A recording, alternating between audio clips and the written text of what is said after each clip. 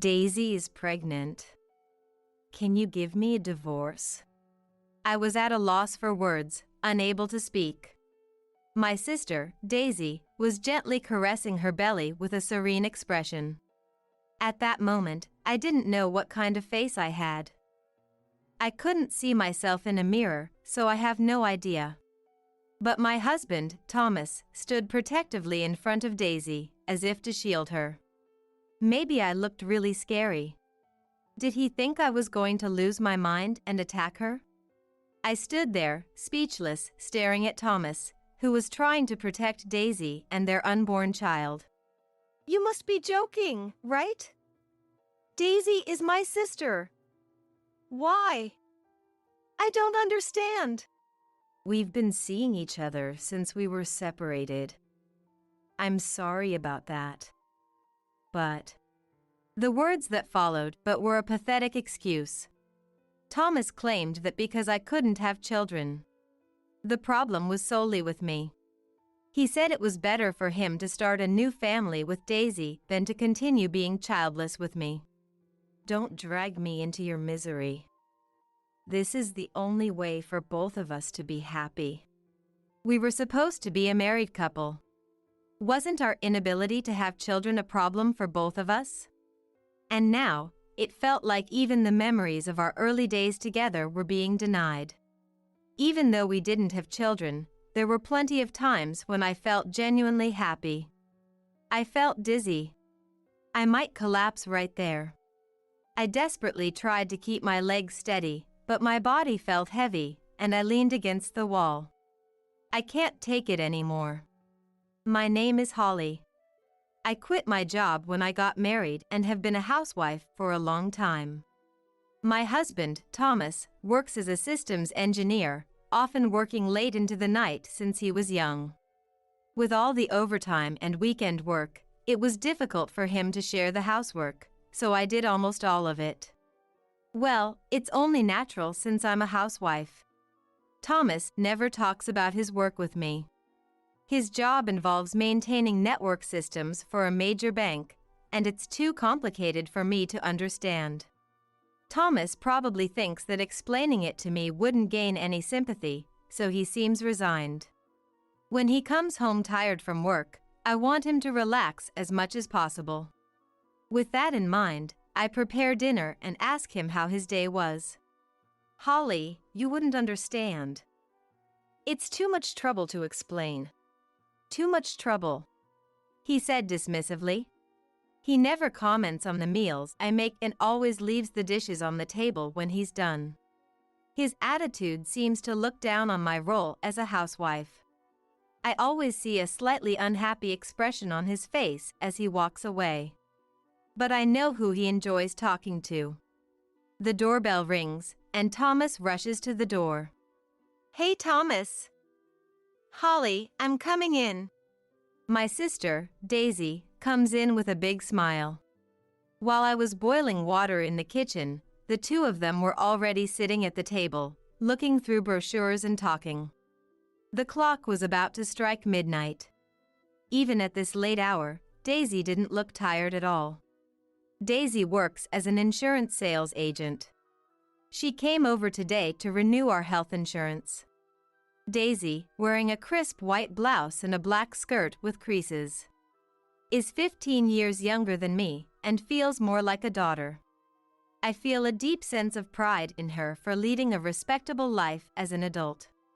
After explaining the insurance details carefully to Thomas, Daisy stood up to leave with a grateful smile. Thank you for coming all the way, Daisy. Please come visit us during the day next time. Yes. Thank you. See you later, Holly. Thomas watched from the doorway until the door was completely closed.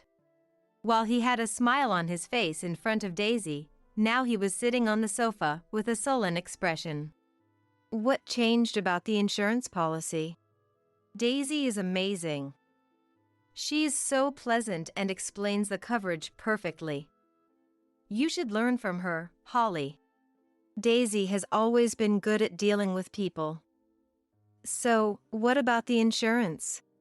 I'm too tired to explain. Read it yourself. Thomas got up from the sofa, handed me the brochure Daisy brought, and headed for the shower. What the heck? He could have explained it to me. I opened the brochure but couldn't understand the coverage details. There are so many types of insurance, and I couldn't tell which ones we contracted. He comes home late at night and leaves early in the morning. I don't think our marriage is bad, but I do feel we are drifting apart. One day, Thomas's dad, Gordon, got injured. While pruning the garden, he slipped off the ladder and fell on his back. He hurt his waist and became bedridden, so I had to take care of him. Originally, Gordon lived alone, but we brought him to our house to care for him. Gordon and I get along somehow. He used to be the head of a department at a city hall in a major urban area. He amassed considerable wealth through his efforts, is well educated, and has a gentle demeanor. Even though he's over 80, he still takes care of his appearance, with his neat silver hair combed back. Gordon suggested hiring a helper, but Thomas opposed it. From his perspective, it would be a waste to spend the savings that would eventually become his inheritance. He explained this to me when he wasn't around. I asked Thomas to help with the caregiving from time to time. Caregiving is physical labor, and there were tasks I couldn't manage alone due to my slight build. Thomas was initially grateful, but recently he has been indifferent. Since I have to care for Gordon every day, Thomas said to me, dressed in my casual attire, "Why don't you try looking more feminine?" I felt a surge of anger. I can't be bothered with that. Besides, can you help with Gordon's rehab and massage? Okay. Geez. It's a hassle. In the end, Thomas never entered Gordon's room. Even though I repeatedly asked him to visit Gordon, he ignored me. With Thomas not showing up. Thomas seems to be very busy with work. I apologized to Gordon. Holly, it's not your fault. Thank you for everything. Gordon's kind words pierced my heart. I also received strange emails from Daisy. Apparently, she somehow misunderstood and exaggerated the situation, saying I was forcing Thomas to take care of Gordon. She accused me harshly. Our relationship worsened, and so did my relationship with Thomas. Originally, Thomas used to come home just to sleep, but recently, he's been staying overnight at the office more and more often. Still, until Thomas came home, I would just sit in the living room, staring at the cold dinner, waiting for him absent-mindedly. It's been a year since I started caring for Gordon. Finally, Thomas declared that he wouldn't be coming back home anymore. He told me he had rented an apartment and took some clothes and left. Thomas packed his clothes into the large suitcase we had bought during our honeymoon, when we were so excited about our first overseas trip together. Remember that suitcase? Huh? Oh, this big suitcase. It's been in storage forever, but I finally found a use for it. When we first used that suitcase, we were so happy together. But now, what is he packing into that suitcase? Thomas said, "See ya," and left the house. Officially, the reason for our separation was that his work at the company was too busy, and he didn't want to trouble his dad and me by coming home late. Separation, I thought under the kitchen exhaust fan. Before I could feel lonely or sad, I just thought, of course. I had always thought this day would come. Thomas and I don't have children. We both treated that topic like it was taboo, never speaking of it. We both wanted children. I can't imagine Thomas beside me in my old age. As a housewife with no income, I had nowhere to go. Now, the caregiving life has entered its 5th year. At first, when we started living apart, Thomas would occasionally come home to get his things, but recently that had stopped, and our conversations had completely ceased. Despite that, Thomas came home without any warning. It had been 3 years since I last faced him properly. He seemed to have gained a bit of weight. For some reason, Daisy was with him, standing in the entrance without even taking off her shoes. At that moment, I hadn't seen Thomas and Daisy for a long time, and I never imagined they would make such a significant confession. Daisy is pregnant. Will you divorce me? I was at a loss for words and couldn't speak. Daisy was gently stroking her belly with a calm and kind expression. I don't know what kind of face I was making at that moment. I didn't look in the mirror. But Thomas stood in front of Daisy, as if to protect her. Maybe I looked very frightening. Did he think I would go berserk and attack her? I stared at Thomas and Daisy, dumbfounded, as Thomas tried to protect Daisy and the baby. Are you kidding? Daisy is my sister. Why? I don't understand. I've been seeing Daisy since we started living apart. I feel bad about it, but what followed was a miserable excuse. We didn't have any children together. Thomas argued that the reason we didn't have children was entirely my fault. He claimed that building a new family with Daisy, who could bear children, was better than staying childless with me.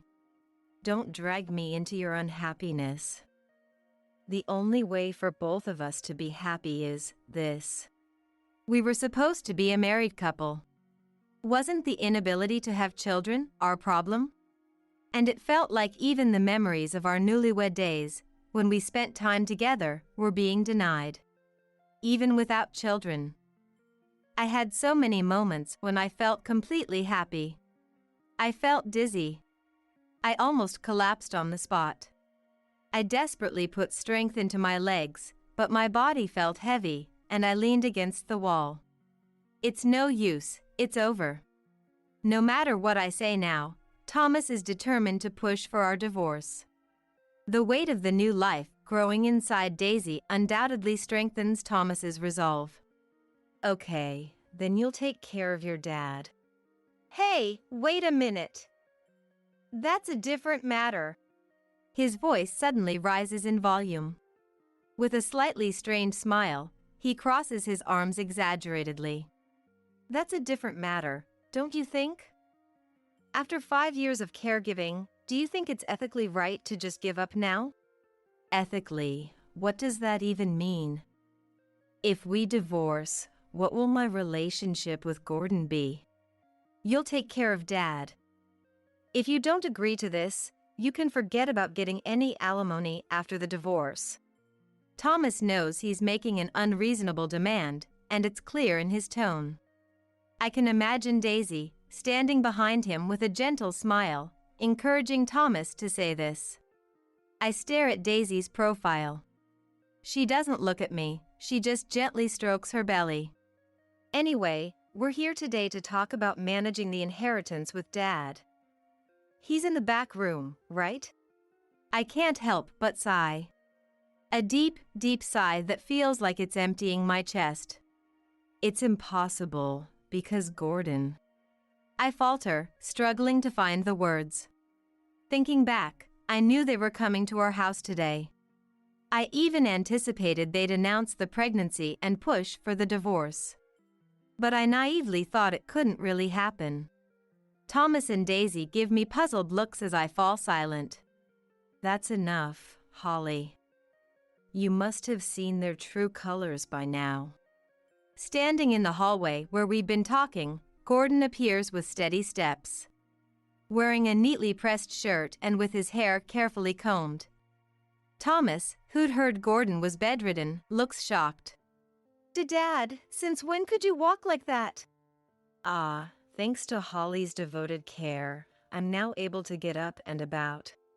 Gordon began to walk again about 3 years into my caregiving. At first, he used a cane, struggling to walk.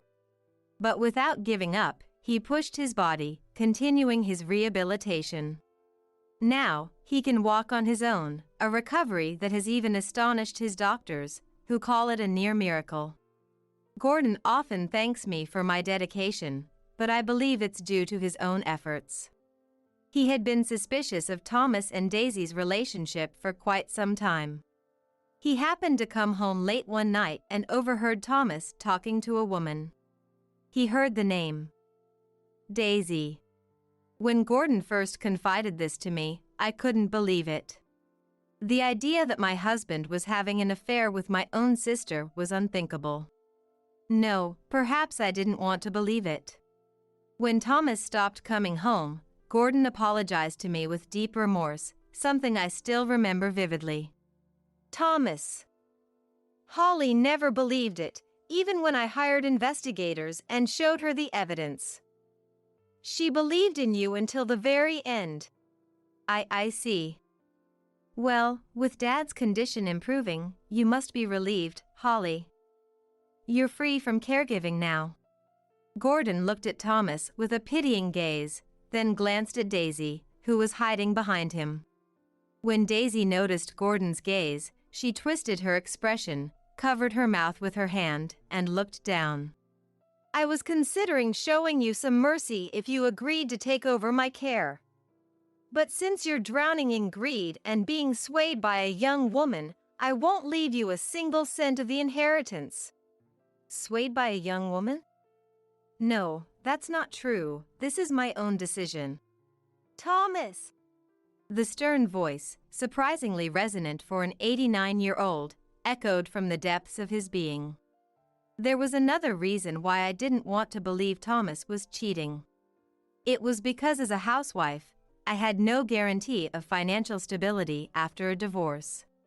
No matter how much evidence Gordon presented of Thomas's infidelity, divorce wasn't an option for me. If I got divorced, I wouldn't be able to support myself. Even if I demanded alimony in a divorce trial, I didn't have the confidence to re-enter the workforce after years of being a housewife. However, Gordon offered me some suggestions. Before pushing for a divorce, he suggested I try working at a company he knew. I was good at managing household finances, but I never thought that skill could translate into a job. Gordon encouraged me to study bookkeeping. He facilitated my entry into a reputable company with excellent job conditions and leave policies, giving me the skills and confidence to live independently. Holly is no longer at your beck and call. She has become a strong, independent woman. I couldn't help but look at his profile. Gentle and soft-spoken, Gordon was now fervently standing up for me. I had always felt dependent on Thomas. That feeling was quietly dissipating, as if a weight was being lifted off my shoulders. Thomas, initially taken aback, soon sneered at me. Did you seduce Dad, Holly? What? Hiring an investigator to gather evidence, waiting to pounce on me. Learning job skills to meticulously prepare for divorce. You and Dad working together like a pair of con artists. Thomas was the one who first mentioned divorce. Now, feeling cornered, he started hurling baseless accusations at Gordon and me. I had tolerated his infidelity until Daisy got pregnant, and for that, I was also to blame. Went so far as to accuse Gordon of failing as a parent for investigating his own son's affair and encouraging divorce. Thomas, now foaming at the mouth in his agitated state. Not leaving any inheritance? Don't be ridiculous, Dad. Think about it rationally. That's right. Gordon. Daisy, who had been silent until now, stepped forward. She gently caressed her belly, smiling sweetly and confidently. Gordon is going to be a grandpa soon. Isn't this your first grandchild? Surely you want to leave some money for this child's future? This unborn child is innocent. And maybe they're listening to our conversation right now. Daisy's voice was gentle, but her words carried a playful tone as she caressed her belly. Or do you have someone else in mind to make you a grandpa, Gordon? Daisy, stop it already. Don't you know that if a couple doesn't have children within 3 years of marriage, they should get divorced? Stop playing the victim. It's Holly who's been tormenting Thomas all along. At that moment, I couldn't help but look at Gordon. Gordon was looking back at me. I think we both have the same feelings reflected in our eyes. Daisy is my younger sister. A much younger, adorable sister. I thought I wouldn't get hurt no matter what she said to me, and I didn't mind if she insulted me. But, if Daisy can't discern what should and shouldn't be said to people, then I have to teach her thoroughly here and now. I have to make her understand who is responsible for this mess. I returned to the living room. I have another set of documents that I had investigated by a private investigator. This one details not Thomas's infidelity, but an in-depth investigation into Daisy's background. I hold out the documents to Daisy. Daisy and Thomas look at the documents suspiciously, saying, "What is this?" Daisy, who was smiling serenely and confidently just a moment ago, starts to tremble. Several photos are sandwiched between the documents. In them, Daisy is seen with various men, smiling and looking happy. Daisy, were you cheating on me with other men too? No. I wasn't cheating. These photos are just... Her hands shake, causing the documents to fall. The photos scatter on the floor, more than just a few. Seeing the numerous two-shot photos with different men, Thomas gasps. Daisy frantically kneels down, desperately trying to gather the photos. It's all a lie, isn't it? We know everything now. Gordon speaks to Daisy as if admonishing her. Summarizing the investigation results, it goes like this. Daisy was an excellent insurance salesperson. She seemed flawless at first glance. However, it turned out that she engaged in sexual bribery to secure insurance contracts. Eventually, one of the client's wives found out and sued her. Once one lawsuit was filed, rumors spread in the apartment complex where the client lived. Daisy had multiple clients in that complex, and the news of her affairs quickly spread, leading to more wives joining forces to sue her. She faced multiple lawsuits and had to pay substantial divorce settlements. In her desperate situation, Daisy devised this pregnancy scheme. Daisy, you're not pregnant. You tricked Thomas into marrying you to get his inheritance, didn't you? No. Of course, it's not true. I stare at Daisy. When I first learned that Thomas's affair was with Daisy, I couldn't believe it. I didn't want to believe it. I thought she must have her reasons. Reasons I couldn't even imagine, ones that would make it understandable. But what do the investigation results show? Daisy used her charm to boost her sales performance and, when she faced the inevitable consequences, tried to use Thomas to cover it up. You lied to me. You're not pregnant? Lied? You're the one who tempted me by bragging about your dad's wealth. Thomas is at a loss for words. His lips tremble and his eyes begin to wander. Holly, I'm sorry. I'll leave this fraud immediately. I finally realize how smart you are. I've come to my senses. Thomas suddenly makes a deep apology at the entrance. Daisy tries to forcefully pull Thomas back up to a standing position. You promised to leave Holly and, once you got your dad's inheritance in a few years, to provide me with a comfortable life. Take responsibility. You must be kidding. Think about the situation. There's no way I'm taking responsibility when you're not even pregnant. Gordon and I exchanged glances, slowly shaking our heads in disbelief. Since we began living separately, Thomas had stopped contributing to the household expenses. There was no way we could forgive such a reprehensible man who left no room for sympathy. With Gordon's help, we went through a straightforward court process and finalized the divorce. Thomas was also ordered to pay alimony. After that, Gordon used much of his assets to move into a high-end retirement home. It was a luxurious place with a concierge, a lifestyle that many seniors would envy. Are you sure about this? Won't you feel lonely living by yourself?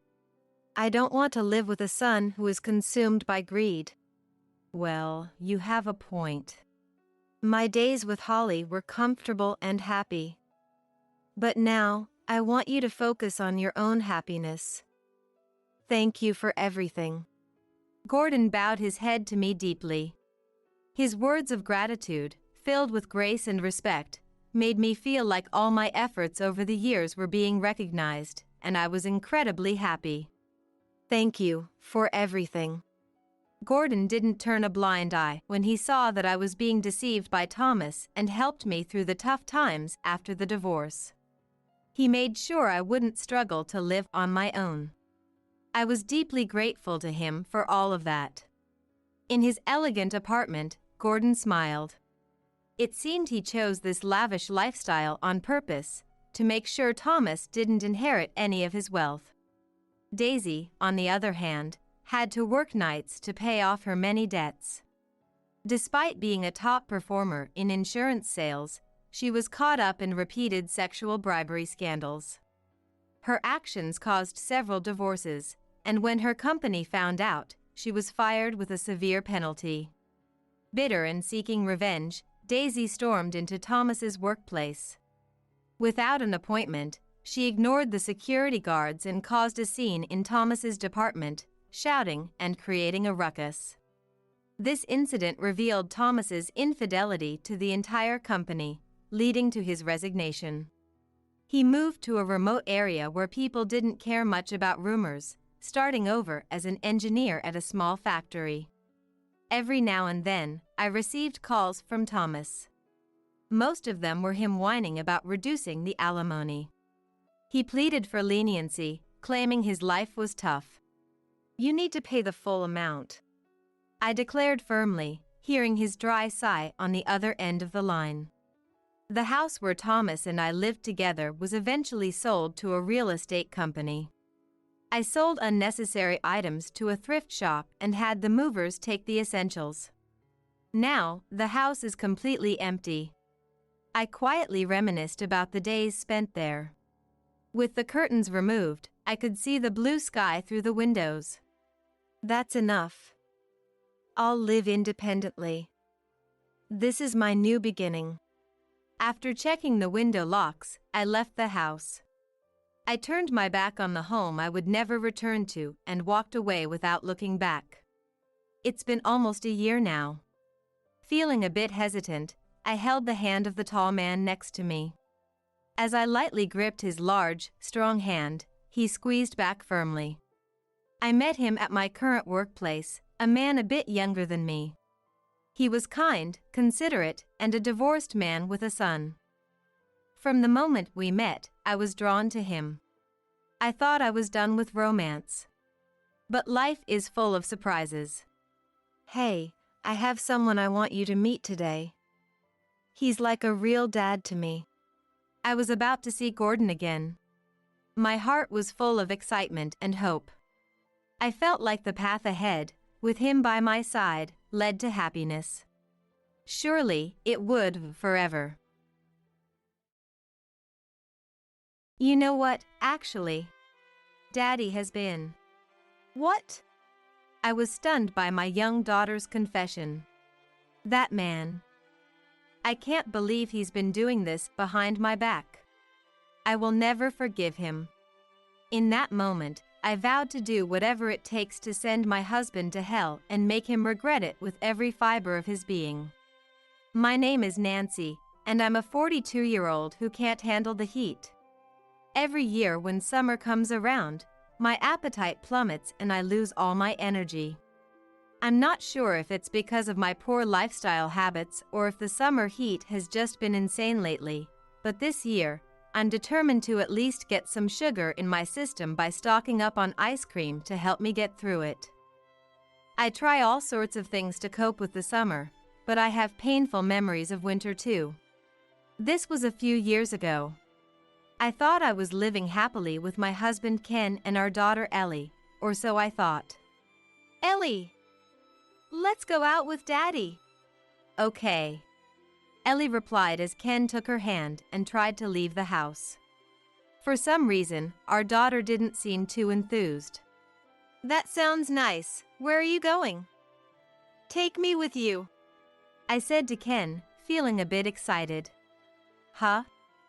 Nancy, you don't need to come, he retorted. What? You've got a lot of housework to do, right? Just stay home and take care of it. What's that supposed to mean? You said the same thing last time and didn't take me with you. Have you been cold to me lately? I could tell from his straight face that he wasn't joking, but I wanted to believe it was a joke, so I tried to play it off. But Ken just said, "It's out of consideration for you, since you're so busy, Nancy." He spat out those words that couldn't possibly be sincere, then headed to the parking lot with Ellie in tow. If he really wanted to be considerate, wouldn't he normally say something like, "Let's go out to take a break since housework is tough," or "I'll help you out"? Lately, Ken has been going out somewhere with just Ellie more and more often. If I say I want to go too, like I did earlier, he turns me down. And when I ask the two of them where they went after they get back, they just say it's a secret. I wonder if my family hates me. If Ellie hates me, maybe it's because I'm always nagging her and getting angry about her picky eating. Maybe it's because Ken knows I'm a stay-at-home mom, and lately I haven't even been putting much effort into my makeup since I only go out for shopping in the neighborhood. As I thought about it more, I started to feel like I had some shortcomings of my own. I decided to spruce myself up today. After finishing the housework, I did my makeup and prepared a dinner full of Ellie's favorite dishes, eagerly awaiting their return. However, Welcome home, Ken. You too, Ellie. I greeted them with a smile as they walked in. But Ken merely said, "I'm back," without even making eye contact with me. Ellie looked tired, probably from playing all day. "Ellie, did you have fun on your outing?" "Yeah."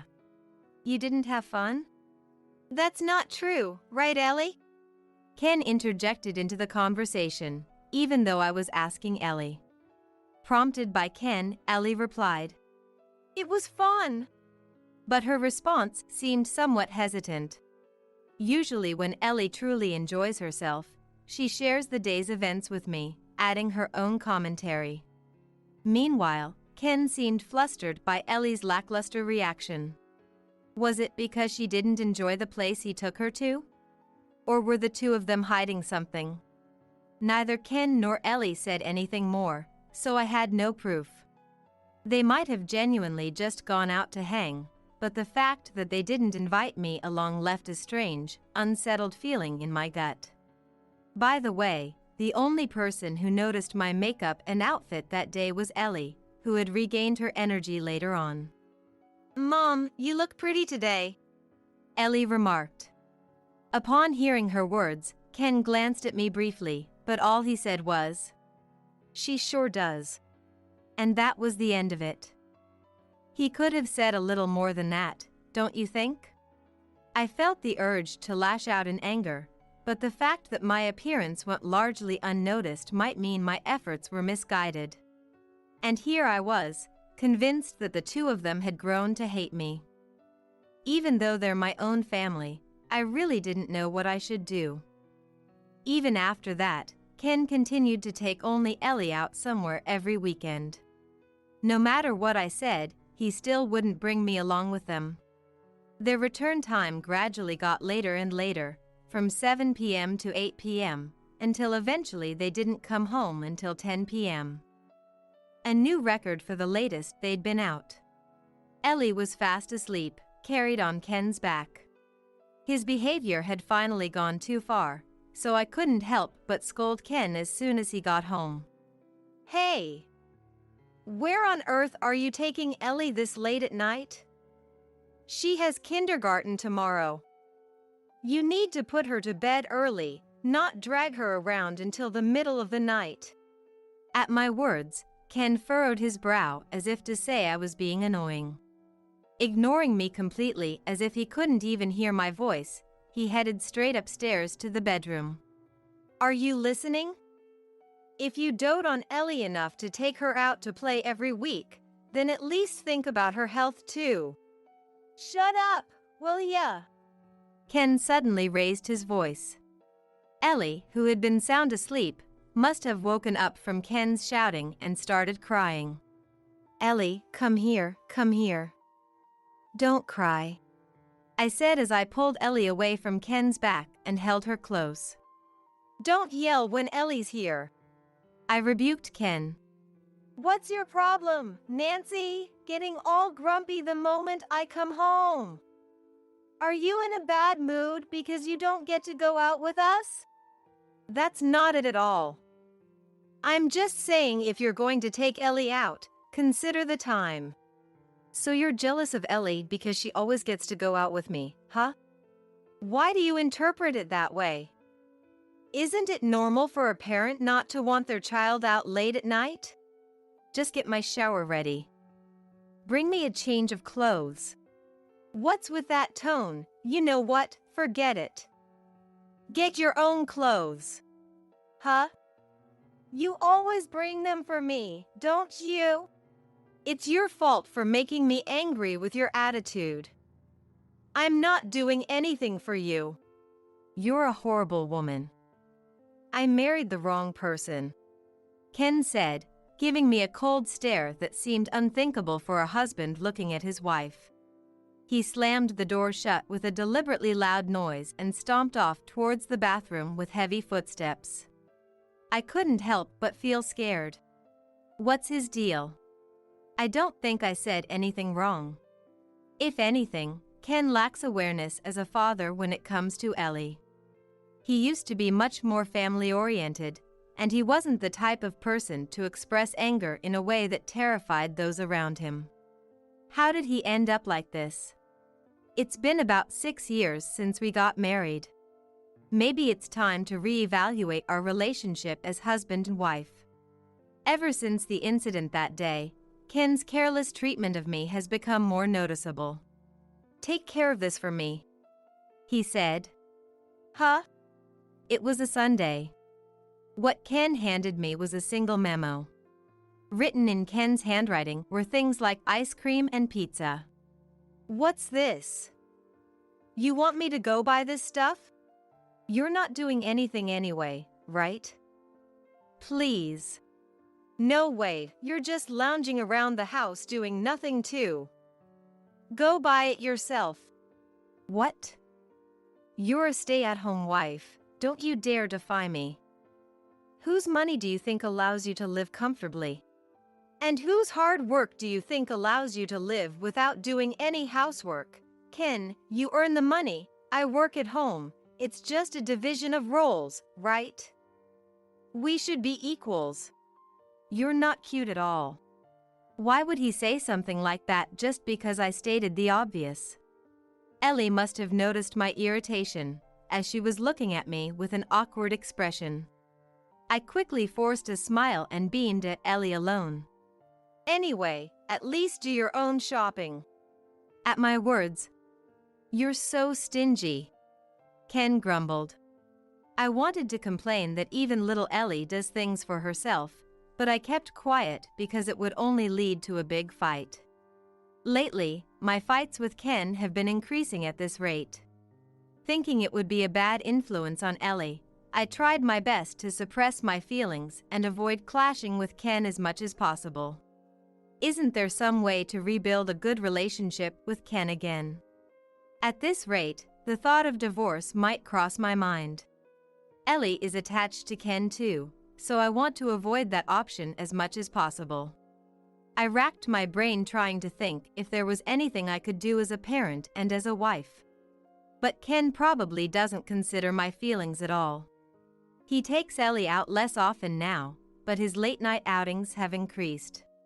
He'd leave the house saying he's going for a walk after dinner and not return for hours.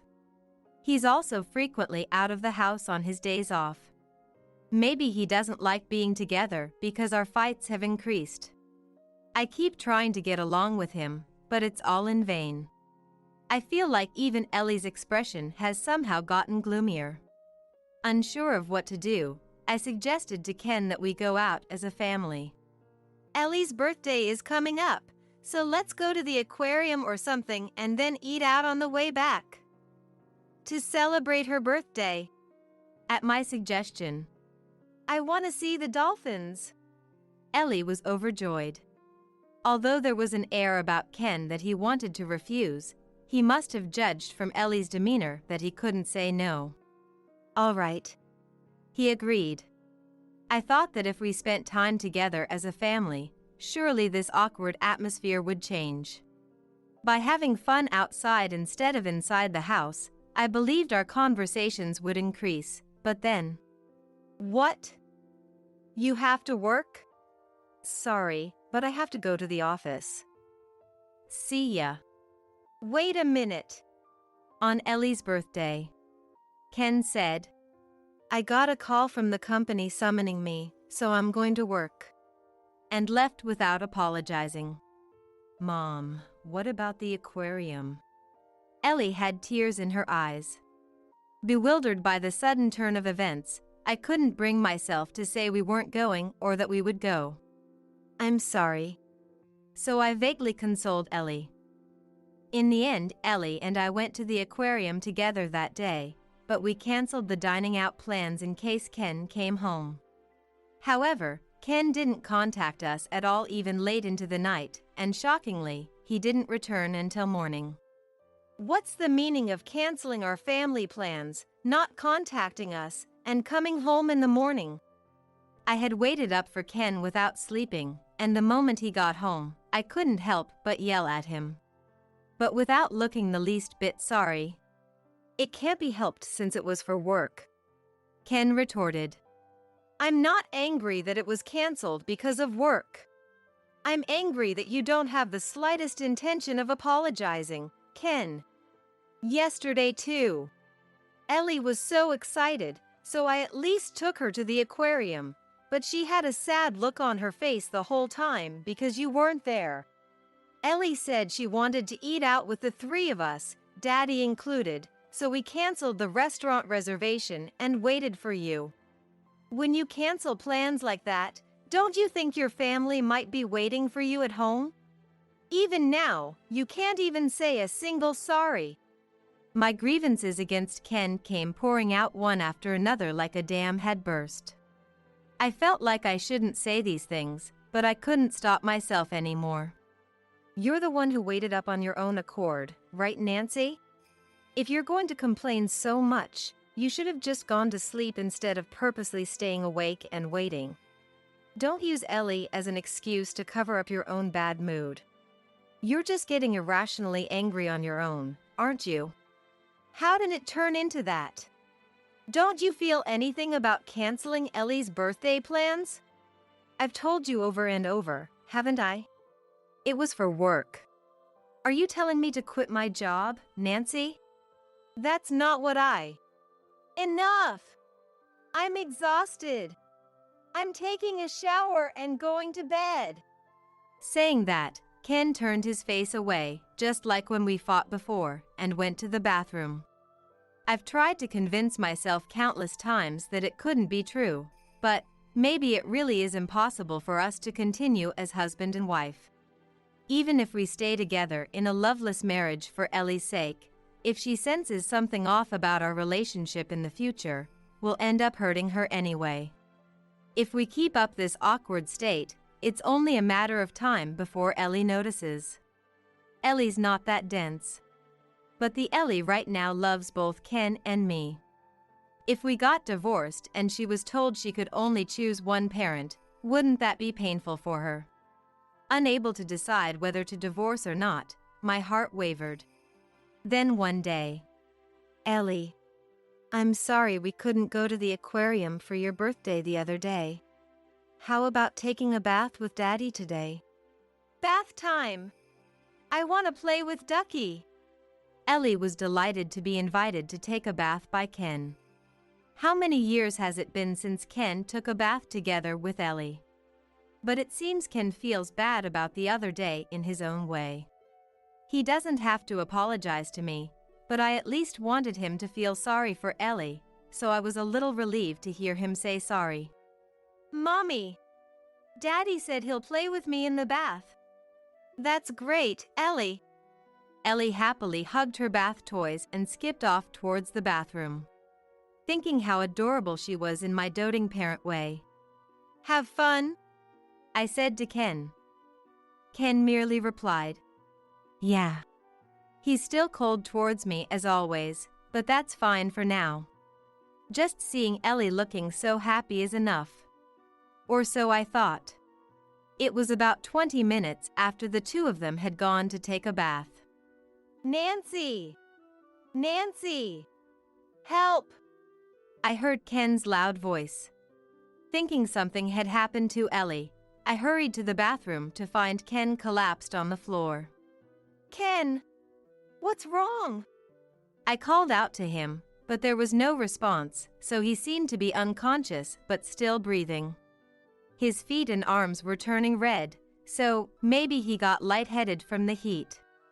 Glancing around, I realized Ellie was nowhere to be seen.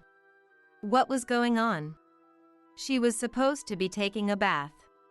I felt bad for Ken, but I figured the missing Ellie took priority, so I frantically searched all over the house. Then, going outside and around to the back of the house. "Mommy, Mommy." I heard a faint voice coming from the shed. It was Ellie's voice. I immediately opened the door to the shed. There was Ellie, sitting amidst the cleaning supplies and trash we planned to throw out. Why was she in a place like this, playing hide and seek? No, that couldn't be. It might seem unusual, but our house has a side entrance to the bathroom. We used to have a large dog. It was designed that way so it would be easy to wash the dog's feet after walks. So it was entirely possible for Ellie to come to this shed alone from the bathroom. But there's no way she'd suddenly hide in the shed when she was so looking forward to taking a bath with Ken. Which means the suspicious one is, Why are you in a place like this? Did Daddy tell you to?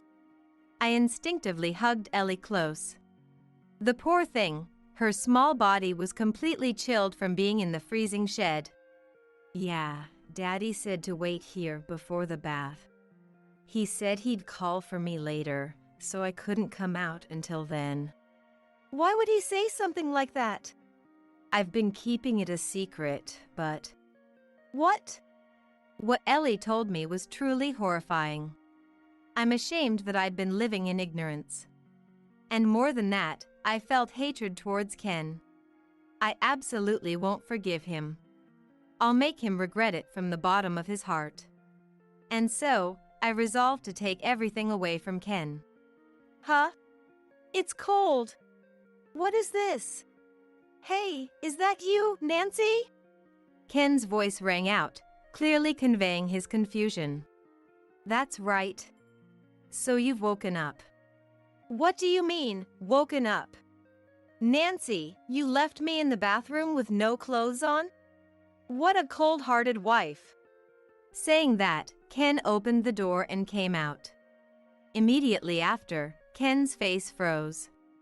What? Dad? Mom? Waiting for Ken with me were his parents-in-law. The two of them glared sternly at Ken. Why are you two here? I'm not wearing any clothes, don't look. Towel! Towel! Ken hurriedly grabbed a bath towel and hid his body. Isn't there something else you should have been hiding? Huh? What are you trying to say? Ken replied to my question with an irritated attitude. He'll only be able to act like that for now. You should have hidden this person, shouldn't you? Saying that, I dragged out the woman I had waiting in the hallway. No! Stop! The woman cried out. Upon seeing her, Ken's expression froze once again. What? Why? Ken, it seems you were having a date with this woman in her bathroom while leaving Ellie in the shed. How do you know that? Ken suddenly covered his mouth, wearing an expression that said he'd screwed up. Seeing Ken like that made me so happy, I couldn't help but laugh. I heard everything from Ellie and this woman. No matter how much you try to hide it, Ken, it's pointless. Give it up. At my words, Ken held his head in his hands. He must have realized he can no longer keep it hidden. What I heard from Ellie was an unbelievable story. Apparently, Ken has been repeatedly cheating with this woman, Linda, all this time. And with Ellie too. That's right. The place he was taking Ellie out to when he said he was going to play was Linda's house. No wonder he wouldn't take me along. And to Ellie. You can't tell Mommy about where we went or who we met. Ellie will get in trouble if you do. He apparently said. Because of that, Ellie didn't actually want to go to his mistress's house, but she couldn't honestly say so and had no choice but to stay quiet about it. Using Ellie as an alibi for your affair is the worst. I'm so disappointed in you as a person. You're a disgrace to the family. Saying that, Maria, my mother-in-law, slapped Ken hard across the face. She even hit Ken's body with a bottle of laundry detergent, but no one tried to stop her. The only one who reluctantly said, "That's enough," was Linda. Everyone looked at Ken with the feeling that he deserved to be hit. Why are you calling Mom and the others over my affair? That's low, Nancy.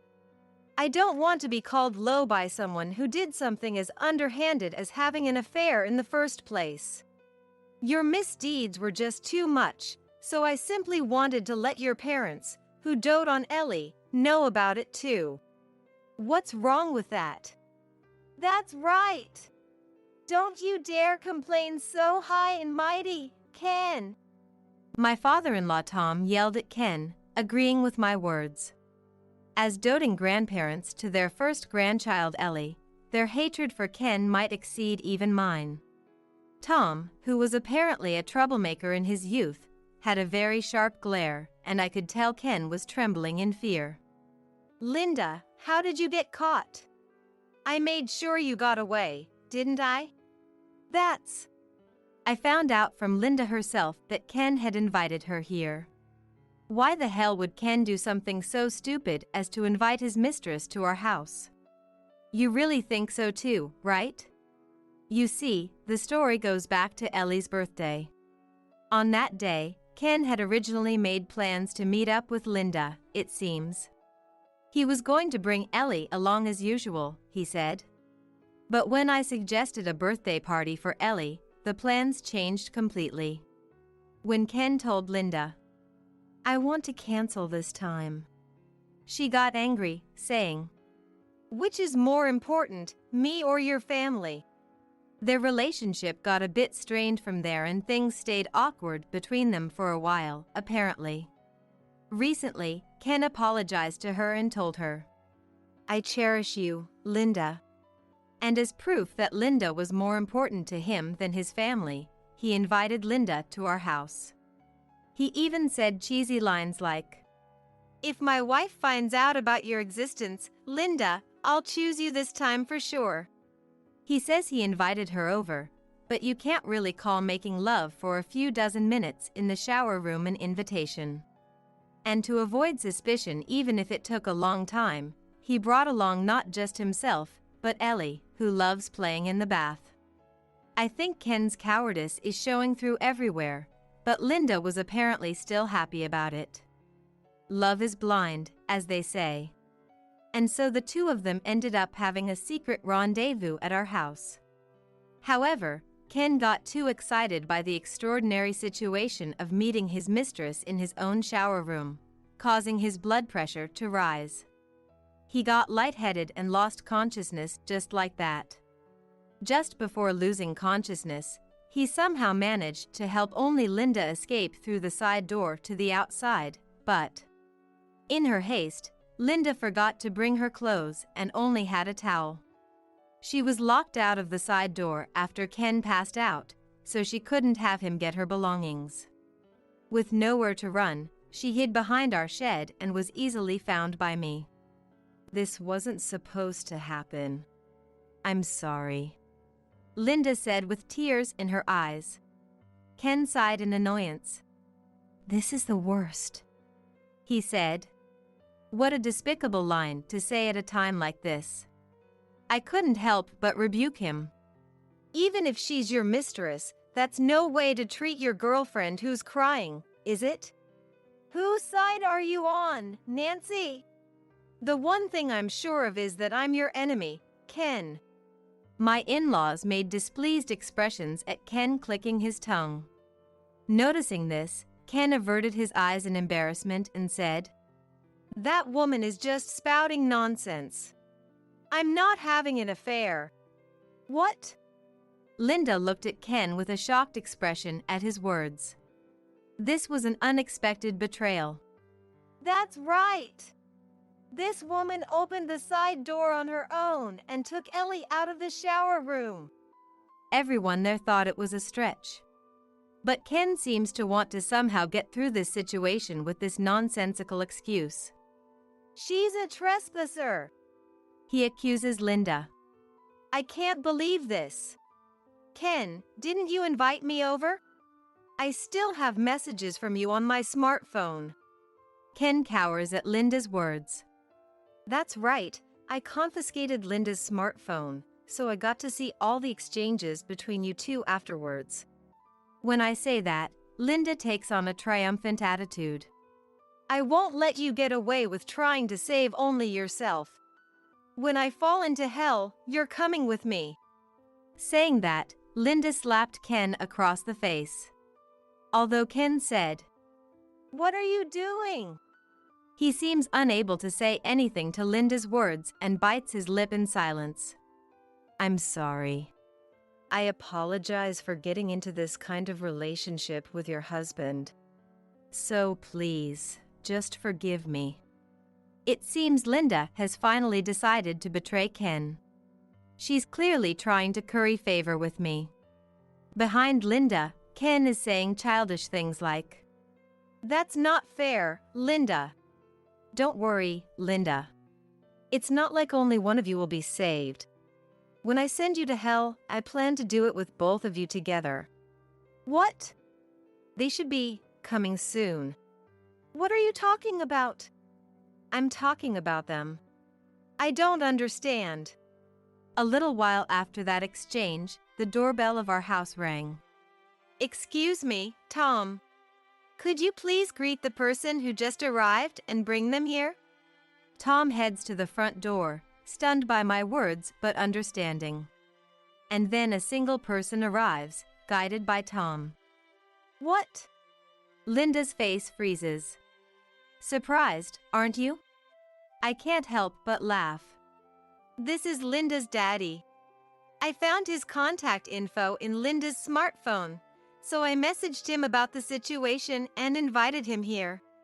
As I introduce him with a smile. No, that's wrong. Ken cries out. What? I ask in response. Why are you here, boss? Ken is shocked and Linda turns pale. Huh? Boss? What do you mean? Nancy, why did you call my boss here?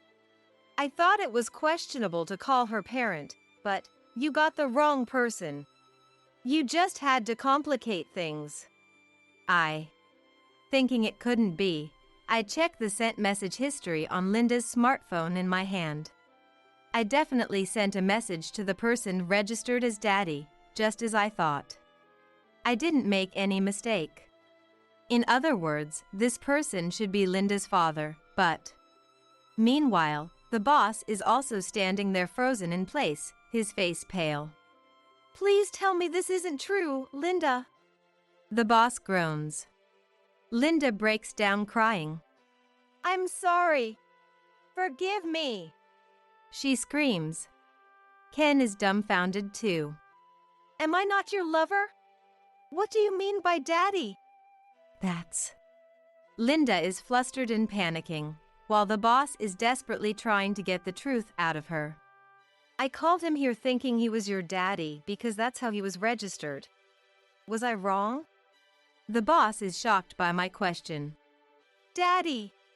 At the boss's words, Linda hangs her head. She probably can't bear to look at his face. Did you see me not as a lover, but as a daddy? Was I just a wallet to you? That's not true. I really did love you. Then why am I registered as daddy? I thought it was strange. Every time we met, you wanted things, and the talk of marriage never went anywhere. Listen to me. It's not like that. I don't want to hear it. I was the only one who thought we were in a serious relationship. At first, I had no idea what was going on, but apparently, Linda and Ken had started an affair while working at the same company.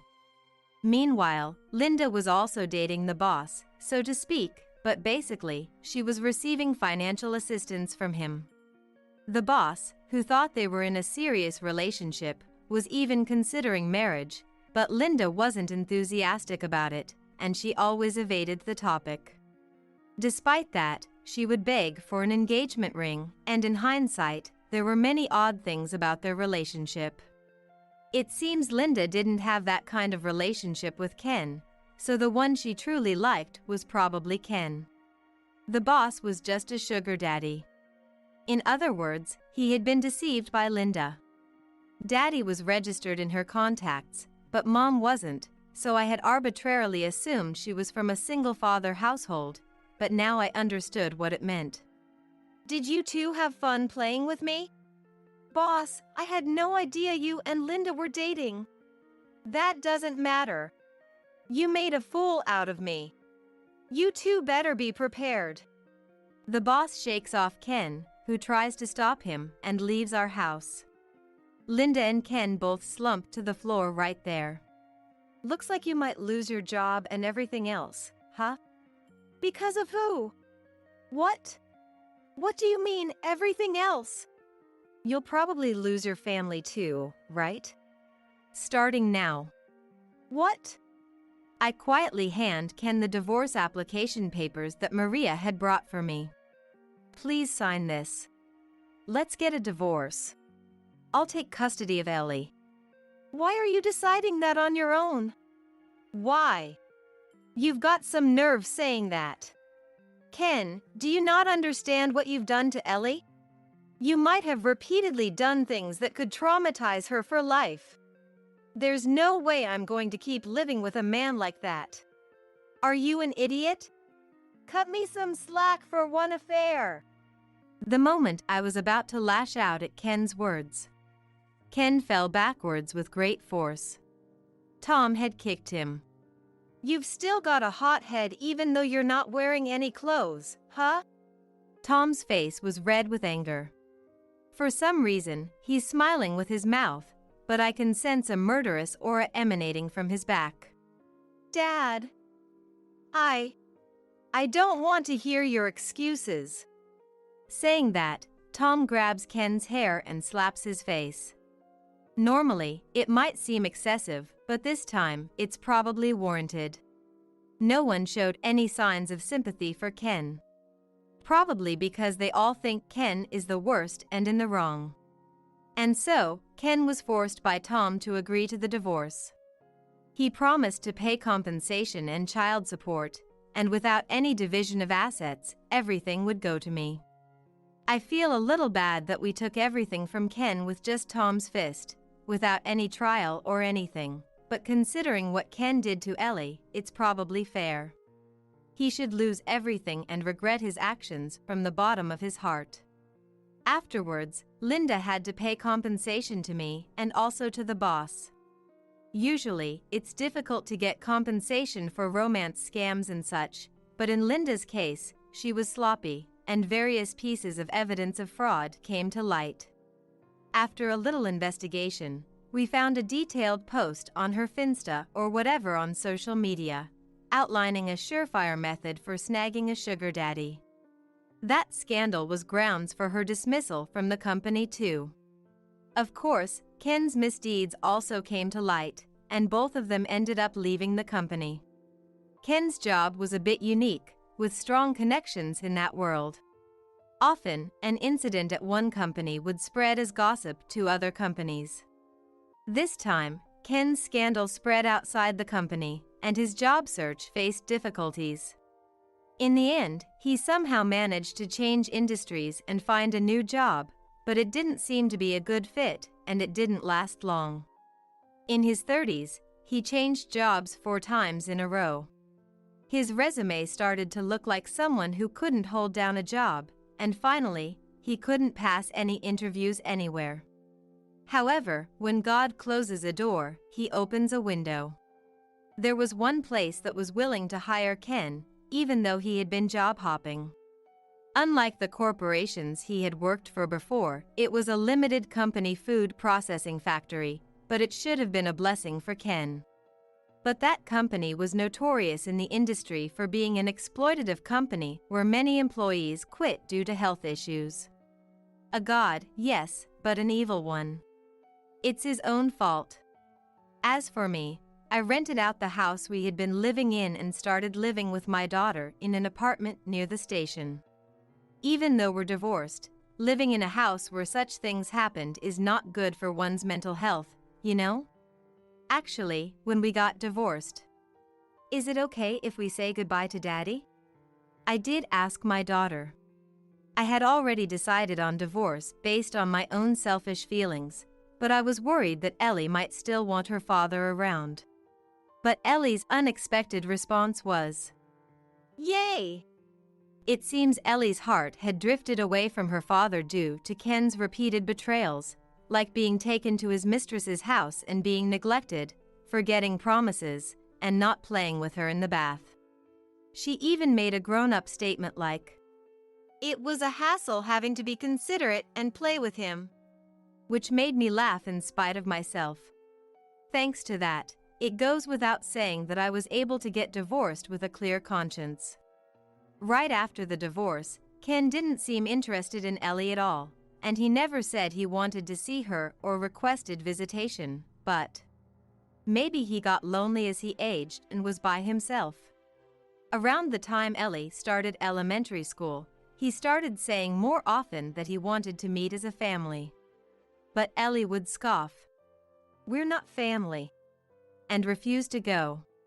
I'm definitely not trying to go along with it, but Ellie is canceling her meetings with Ken in various ways. The other day, she canceled on the day of, saying her stomach hurt. By the way, that was a lie too. Ken seems to be aware of Ellie's lies, and he's dejected, saying, "It's my fault." But he's probably still hopeful since he keeps asking for visitation. Though it seems that hope will be crushed by Ellie soon enough. Ellie says, "I don't intend to ever see him." So it looks like Ken has a tough road ahead. On the other hand, Ellie and I have built a relationship that's like parent and child, but also like friends. On our days off, we go shopping for clothes together, and Ellie picks out outfits for me, and I enjoy choosing clothes and hair accessories for Ellie too. Having this kind of fun is something you can do when you're the same-sex parent, you know? Recently, she apparently has a boy she likes, and she wants to master making delicious sweets, so I'm in the middle of teaching her how to make really tasty treats. By the way, after the divorce, I drew on my experience as a pastry chef before I got married and opened a Western-style confectionery shop. A famous chain store known for its low prices opened up in the neighborhood, and I'm struggling with rising prices and such, but whenever I see families come in and buy our cakes to celebrate special days, I feel glad I'm doing this. It makes me happy to become a flavor that will remain in someone's memories. The chain stores are a threat, but the local folks seem to favor us over the famous stores because they like our warm flavors. I'll continue making sweets without forgetting that warmth. Ellie even says things like, "Someday I'll take over Mommy's shop." I'm not getting my hopes up, but I'd be happy if that day really came. Don't leave the TV on, and either turn off the lights in the living room or your room. Got it, got it.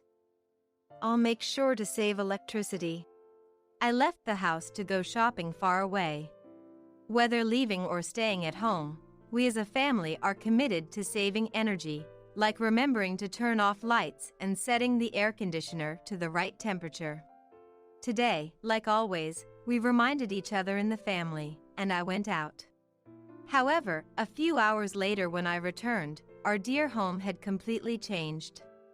Since you love saving so much, I'll save electricity for you. The sound that echoed maliciously was Amelia's laughter. Amelia, who sneaked in secretly, had turned off our home's breaker, causing a major problem. The reason she did this? My name is Emma. At 29, I married Liam, my same-aged partner, and moved into my in-laws' house. My mother-in-law had already passed away, and my father-in-law, James, who has a respiratory illness, was living alone. Persuaded by my concerned husband, I started living there while continuing my job. In the in-laws' house, there was also the unmarried Amelia, but we never really got along. James is calm and kind, much like my husband. In contrast, his sister Amelia is temperamental and volatile. Being straightforward, I often clashed with her, and being a few years older, I was somehow managing to keep her in check. Excluding her, it was a peaceful life. But within half a year, James's illness worsened. He needed an oxygen machine even to stay at home. Both Amelia and I were working, so there was no one to help James during the day. We should have arranged for him to live in a care facility, but James refused to leave the house filled with memories of his wife. Consulting with my husband, we concluded it would be cruel to force James to move. So, we hired a caregiver, but that led to more problems. Already not getting along with me, Amelia disliked strangers entering her home and started harassing the caregiver. Invisibly to us, she was abusive and sarcastic, obstructing the work, and repeatedly complained to the agency, saying they couldn't be trusted with her father. By the time we realized the cause, multiple caregivers had quit. And the agency told us they couldn't send anyone new. What do we do now? Other agencies have refused us too. We must be blacklisted, damn it, all because of Amelia. Known as a troublesome household, we could no longer hope for a caregiver. We had to think of a solution with a sigh. Amelia, always self-centered, had isolated herself from the family. My husband, as her brother, tried to correct her, but it only led to fierce arguments, and he eventually told her to move out and live independently. But Amelia, angered by such reprimands, started complaining to me, as I was less intimidating than her brother. You're a daughter-in-law now, so you should take care of him, Emma. Liam can't quit his job, being a man, but you're different. Overheard by my husband, this sparked another argument. This situation didn't allow James to rest and recover peacefully. I didn't want to give in to Amelia's demands, but I couldn't just stand by either. Feeling indebted to James, who had tried to make me feel at home despite his illness, I decided, I'll quit my job and take care of James. I'll start learning about caregiving bit by bit. After all, James is family to me too. When I finally decided to resign for caregiving, James and my husband thanked me with tears. It was a real challenge learning about caregiving from scratch, but James always kindly encouraged me, despite my struggles. The only thing that didn't change was Amelia. She neither moved out nor helped with the housework or caregiving. On her days off, she would disappear, presumably to hang out. Even though I had more time, I was busy with James and studying for caregiving. My husband and I shared household chores, but whenever something was missed, Amelia was quick to complain. Oh, Emma decided to take on both caregiving and housework, right?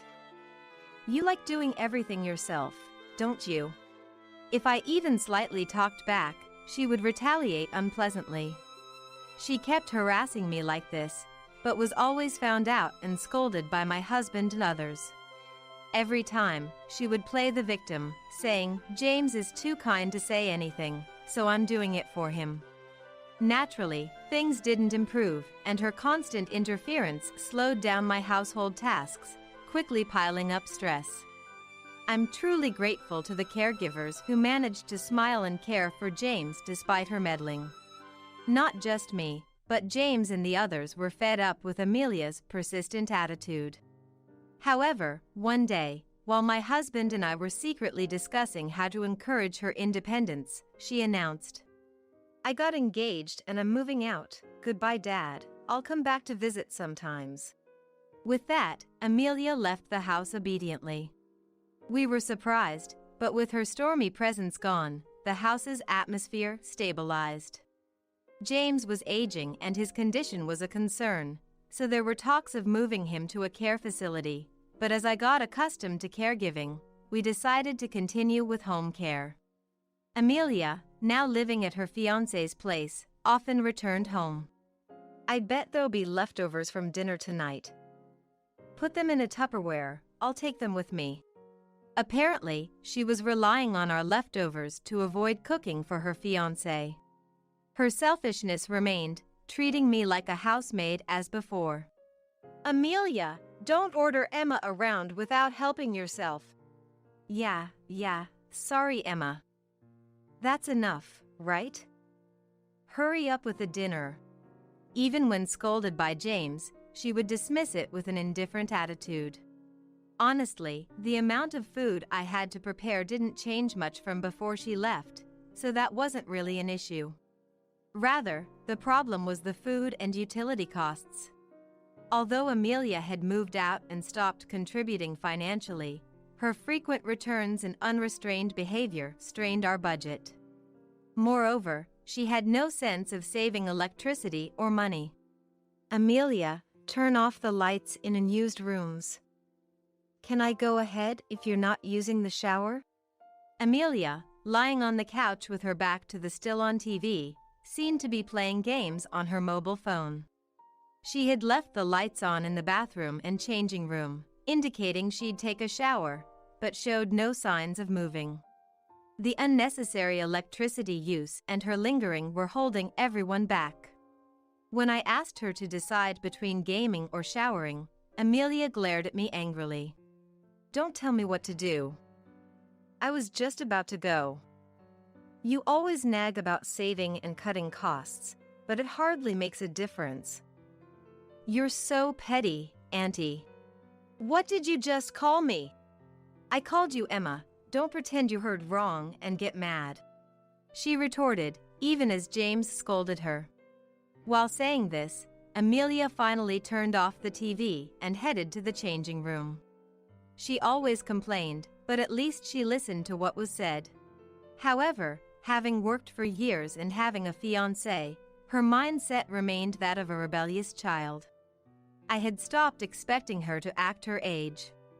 Though I didn't mind it, our relationship with Amelia didn't improve even after she left home, remaining tense. I had hoped that saving money could be a common ground for our family, but that too seemed unlikely. One day, I was driving to a large shopping mall in the suburbs, away from home. I was running an errand for James. James wasn't unable to go out, but he needed to carry a portable oxygen tank when he did. For the elderly James, carrying the heavy tank, even with a carrier, was burdensome, and the visible tubes made it obvious he was on oxygen therapy. Tired of being pitted by acquaintances saying, "Poor thing," each time they saw him, James preferred staying home. There were often errands, but my husband usually handled them when he was home. Being careful not to leave James alone, this time I had no choice but to leave him for the errand. I was worried, but James wasn't helpless. He only needed the tank for breathing. He was still capable of doing quite a bit by himself. While it's important to be mindful of saving electricity, I asked him to use the air conditioning as needed, and I set off for shopping. I completed the shopping without issues and returned home with the groceries a few hours later. I had left in the late morning, but now it was evening. Before entering the house, I picked up my mobile phone. There might be a message from my husband about dinner. However, what I saw on the screen shocked me. Huh? There were numerous missed calls. From my husband, James, and the general hospital where James goes. A cold sweat broke out on my back. While driving, I had switched my phone to a mode that wouldn't ring. And in my rush to get home early today, I forgot to switch it back, unaware of the incoming calls. A sense of foreboding crossed my mind. First, I tried calling back my husband, but the phone just kept ringing without connecting. Growing more anxious, I then tried James's number, but there was no answer. As a last hope, I called the hospital. A receptionist answered, and trying to stay composed, I asked about James. James is currently hospitalized. I can't provide more details over the phone. Could you please come to the hospital? After being transferred to several departments, I was informed of this and froze. I quickly replied, "I'm on my way," and hurriedly turned the car key, restarting the engine. The car was filled with urgency. As if reflecting my anxiety, the roads were congested. James had been fine when I left, waving goodbye as usual. I regretted leaving him alone, wondering how he could have been hospitalized so suddenly. Arriving at the hospital, I headed to the directed room. Walking down the tense corridor, I quietly opened the door, and there sat my husband, who had been unreachable. We looked at each other in surprise. But he explained that he was at the hospital waiting for James's tests. Which is why he couldn't answer the phone. I couldn't answer the phone either, I'm sorry. That's okay. So, how is James doing? He prompted me to look at James, who was sleeping in the bed. His complexion seemed a bit off, but his breathing, which I had been worried about, appeared calm. He's okay. There's no problem with his condition. He's just here for some tests. Actually, hearing from my husband that James was not in danger, I finally relaxed.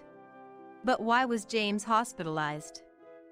Just as I was about to ask that question, the door to the room burst open. It was Amelia, rushing in, her eyes filled with fear. She ignored us and ran straight to James's bed. Seeing him lying there, she let out a loud scream. What happened? Dad! Her voice was so loud that my husband hurried to calm her down. But her frantic voice echoed through the room. Please calm down! My husband tried to pull her away from the bed. Her frightened voice eventually quietened down, but then she suddenly glared at me and started yelling with intense emotion. What were you doing while you were with him? I was overwhelmed by her anger and lost for words. My husband intervened to calm her, but her anger was still directed at me. Confused, I was caught in a strange sensation. James needed oxygen, but such a sudden hospitalization seemed unlikely. Wait, can we talk calmly? My husband turned to us with a calm voice, explaining what he knew. James was transported here because the power to his oxygen device had turned off. After I left, James had been sleeping in his room, but during that time, the power went off. Awoken by breathlessness and trying to turn the device back on, it wouldn't work, and he couldn't reach me or my husband. James connected a portable tank and managed to calm down, but he was anxious about waiting for us to return. Feeling a headache, James decided to go to the hospital, but we usually drive him, so he had no way to get there. He tried to call a taxi, but his hands were trembling, making it difficult to dial. So, James went to ask the neighbors to call a taxi for him. The neighbor who came out to the entrance screamed upon seeing James. He was taken to the living room, laid down, and cooled with ice packs while waiting for the ambulance. That's when James realized he had gotten heat stroke. After that, thanks to the appropriate treatment at the hospital, James's condition stabilized and he was safe. My husband heard from the doctor that James might not have noticed the heat due to his age, and he thought the trembling hands and headache were just symptoms of aging. Because James had convulsions, he was immediately treated and hospitalized for testing, leading to the current situation. After hearing this explanation from my husband, I asked him a daring question. It's unlikely that the power source for the device wouldn't work. Didn't we install it in a place where the plug couldn't be accidentally pulled out? My husband furrowed his brow and seemed deep in thought. Amelia remained silent during this time, but her face was visibly pale. That's right. It's impossible for it to come unplugged on its own. I went back home to check, and the plug wasn't out. Then how? I was even more confused by my husband's words. He had returned home to prepare for the hospital stay, and found that although the power was off, the plug was still connected. He then looked sternly at Amelia. It was clear she was hiding something, but I couldn't understand why he was so angry. Suddenly, my husband shouted at Amelia. You cut off the breaker, didn't you? Say something. Amelia jolted, beginning to tremble. She tried to say something, but only inaudible sounds came out. Then, my husband pulled something out of his pocket. The hospital had tried to contact me, my husband, and Amelia several times, but my husband was the first to get through. When he returned home for the preparations, he immediately sensed something odd. As soon as he opened the door, a wave of incredible heat hit him. The lights in the entrance hall didn't work. Realizing this, he checked around the house and found all electrical appliances were off. He rushed to check the breaker, and as expected, the switch was turned off. Surprised and suspicious, he wondered why this happened. There was no event like a lightning strike to cause the breaker to trip, and no other houses seemed to be affected by a power outage. However, he then remembered something. Our house had several security cameras installed. Before we got married, a burglar had broken into the house, and James had installed them for my mother-in-law's peace of mind. Even though we were saving money, these were kept for everyone's safety, and we weren't allowed to remove them. Footage up until the power outage should still be there, my husband thought, so he quickly restored the power and checked the recordings. I have the footage here. I transferred it to show both of you. In the hospital room, my husband took out his mobile phone. He showed us the transferred footage. The first thing shown was the familiar view of our house's entrance. A few minutes after I left, Amelia appeared. I was surprised to learn she had come to the house and involuntarily glanced at her. She entered the house using her key. Unlike her usual noise, she looked around suspiciously, almost as if she was checking if I was away. My husband then switched to the footage from a camera inside the entrance. The breaker in our house is located near the ceiling above the shoe rack. Amelia climbed onto a chair meant for wearing shoes and opened the breaker's cover. What are you doing? Even though I knew what was coming, I couldn't suppress my scream. The camera had sound recognition, so along with the movement noises, her dreadful whispering was recorded. This is the breaker, right? If the fridge stops, Emma will calm down a bit. Her malicious laughter echoed in the silent hospital room. I'll save electricity for you, your favorite. After that, the footage ended due to her turning off the breaker. We were all speechless and motionless. If the breaker was off, of course, the whole house's power supply would stop. The contents of the fridge must have spoiled in the hours before my husband noticed. Her frantic behavior when she rushed into the hospital room suggested she hadn't realized her actions could endanger James's life, a very malicious way to punish me. However, her reaction was unbelievable. It's because you're always nagging about saving electricity. Without any signs of remorse, and with tears in her eyes, Amelia started justifying herself. I didn't know James was home. I thought he had gone out with you. It's your fault for leaving him behind. She kept repeating I had no idea this would happen. Contrasting her tearful self-defense, I was filled with anger.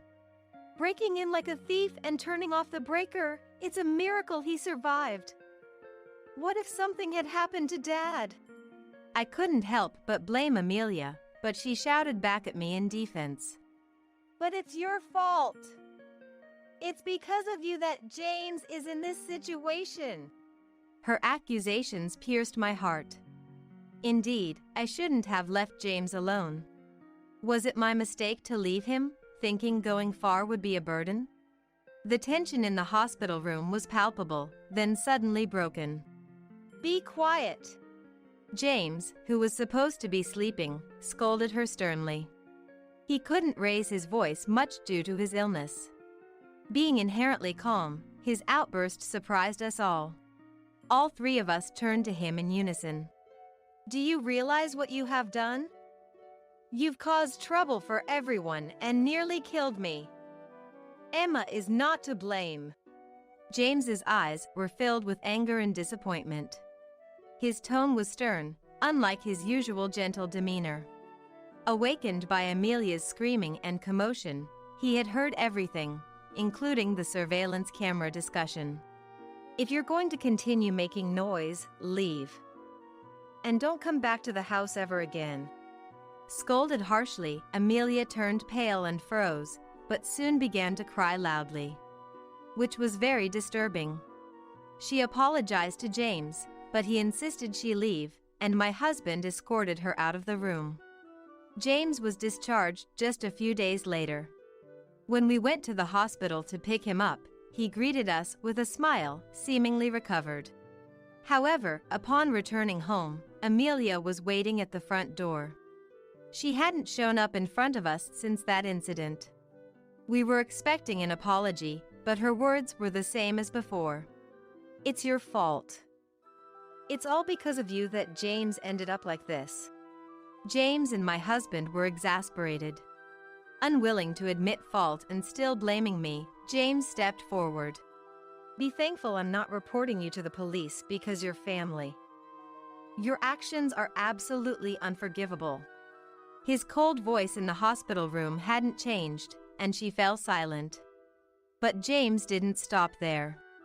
He seemed to despise her from the bottom of his heart. It's disownment. I can't believe you still don't realize the severity of what you've done. Don't come to our house again. I went to the hospital, but I won't attend your wedding either. He spoke harshly, pushed Amelia aside, and entered the house vigorously.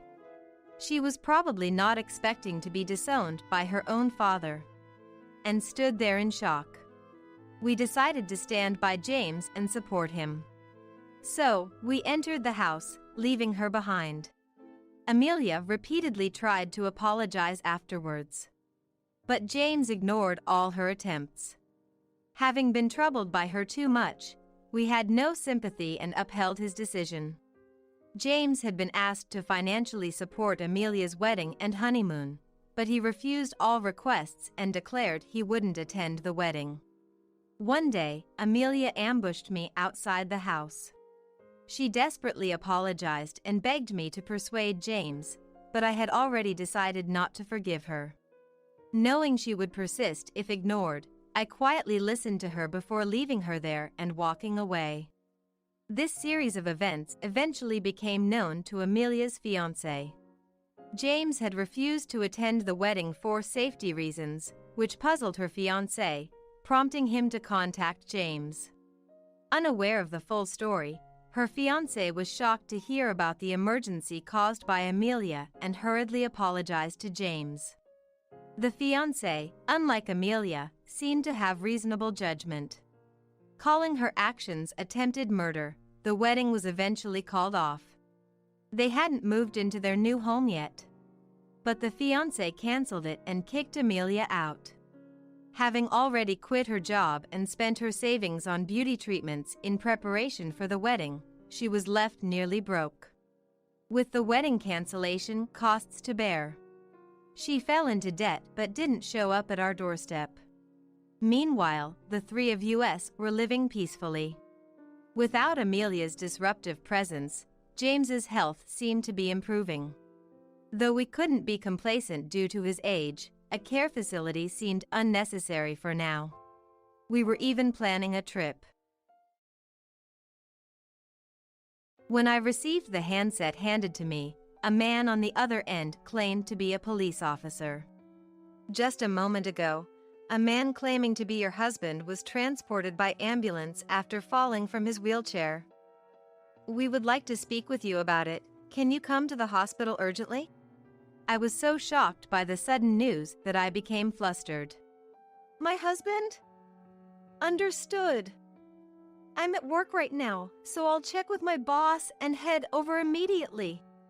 I inquired about the hospital to which he was transported, and despite being in the middle of a meeting, I explained the situation, obtained permission from my boss, and left the office. Catching a taxi immediately, I headed to the hospital where 2 police officers and my husband, Ben, were waiting in the room I was guided to. As soon as I entered the room, Ben pointed at me and shouted, It's her! She's the one who knocked over the wheelchair! Wait a minute! What are you talking about? I was completely taken aback by the abrupt accusation, confused about what was happening. Me, knocking over Ben's wheelchair? After all, I went straight to work from a business trip today, so it had been roughly 2 days since I last saw him. As I stood there in shock, unable to speak, Ben raised his voice. Because of what you did, I want a divorce. And prepare compensation. $30,000. Wait a minute. Why would? My voice trembled as I was completely overwhelmed. Can we discuss the details at the police station? The officer stated firmly, urging me to accompany them. Despite explaining multiple times at the police station that I had been at work, the misunderstanding continued, increasing my anxiety. Then, an unexpected person showed up. It was Emma, the chief of Ben's shop. My name is Anne, 43 years old. I work for a company related to health food. Mainly dealing with beauty supplements, I'm busy running around the sales office with my team for new product proposals. My husband, Ben, who is 2 years my senior, runs a beauty salon on his own, thankfully never short of customers. We met when we were both students, working part-time at the same pub. One time, he protected me from a drunk customer, which started our conversation. From there, we hit it off over shared interests in beauty, and while I was swayed by Ben's assertive nature, I was also drawn to his reliability in times of need and married him a few years later. By then, we were both working professionals. Ben had finished vocational school and was apprenticing at a salon, and I had settled into my job at the current company. I chose to continue working even after marriage. Partly because Ben's income as a hairstylist alone was not enough for both of us to live on, but also because I wanted to build my career. We decided not to have children, opting instead to dedicate our time to work and hobbies. A decision that often surprises our friends, though neither Ben nor I mind. We believe in each having our own form of family. My work schedule varies, with some days ending at regular hours and others requiring overtime. As for holidays, I usually have weekends and public holidays off. Ben generally returns home around the same time each day, but has irregular holidays due to shift work. Hence, our homecoming times and days off vary. But we're both content living our lives, enjoying our hobbies. I'm into bodybuilding, often spending my free time at the gym. Protein supplements are a staple at home, and drinking them after gym sessions has become a routine, also serving as a chance to test our products. Ben's hobby is working on and touring with his motorcycle. There's a small garage behind our house where his prized large motorcycle is kept. He's been passionate about bikes since before we met, collecting tools, parts, and even antique components. Once, he said, "I'm worried about the bike because a typhoon is hitting us directly," and spent the night in the garage in a sleeping bag, worried about his newly changed tires getting damaged. Hey, it's dangerous. Why don't you come inside? I'm more worried about the bike than myself. I can't sleep thinking about it getting damaged. His serious tone left me utterly dumbfounded, and I couldn't say anything more. However, about 2 months ago, Ben had an accident while riding with his touring group and broke his leg. I was off that day and shocked when I received the call from the hospital. Seeing him in a wheelchair with a broken right leg, I asked, "Are you okay? Are you planning to close the shop?" "If we close, Emma would be in trouble." "Of course, we'll keep the shop open." Emma has been working at Ben's beauty salon since its opening. She is entrusted with the role of chief and is popular with customers due to her brisk and friendly nature. "Really?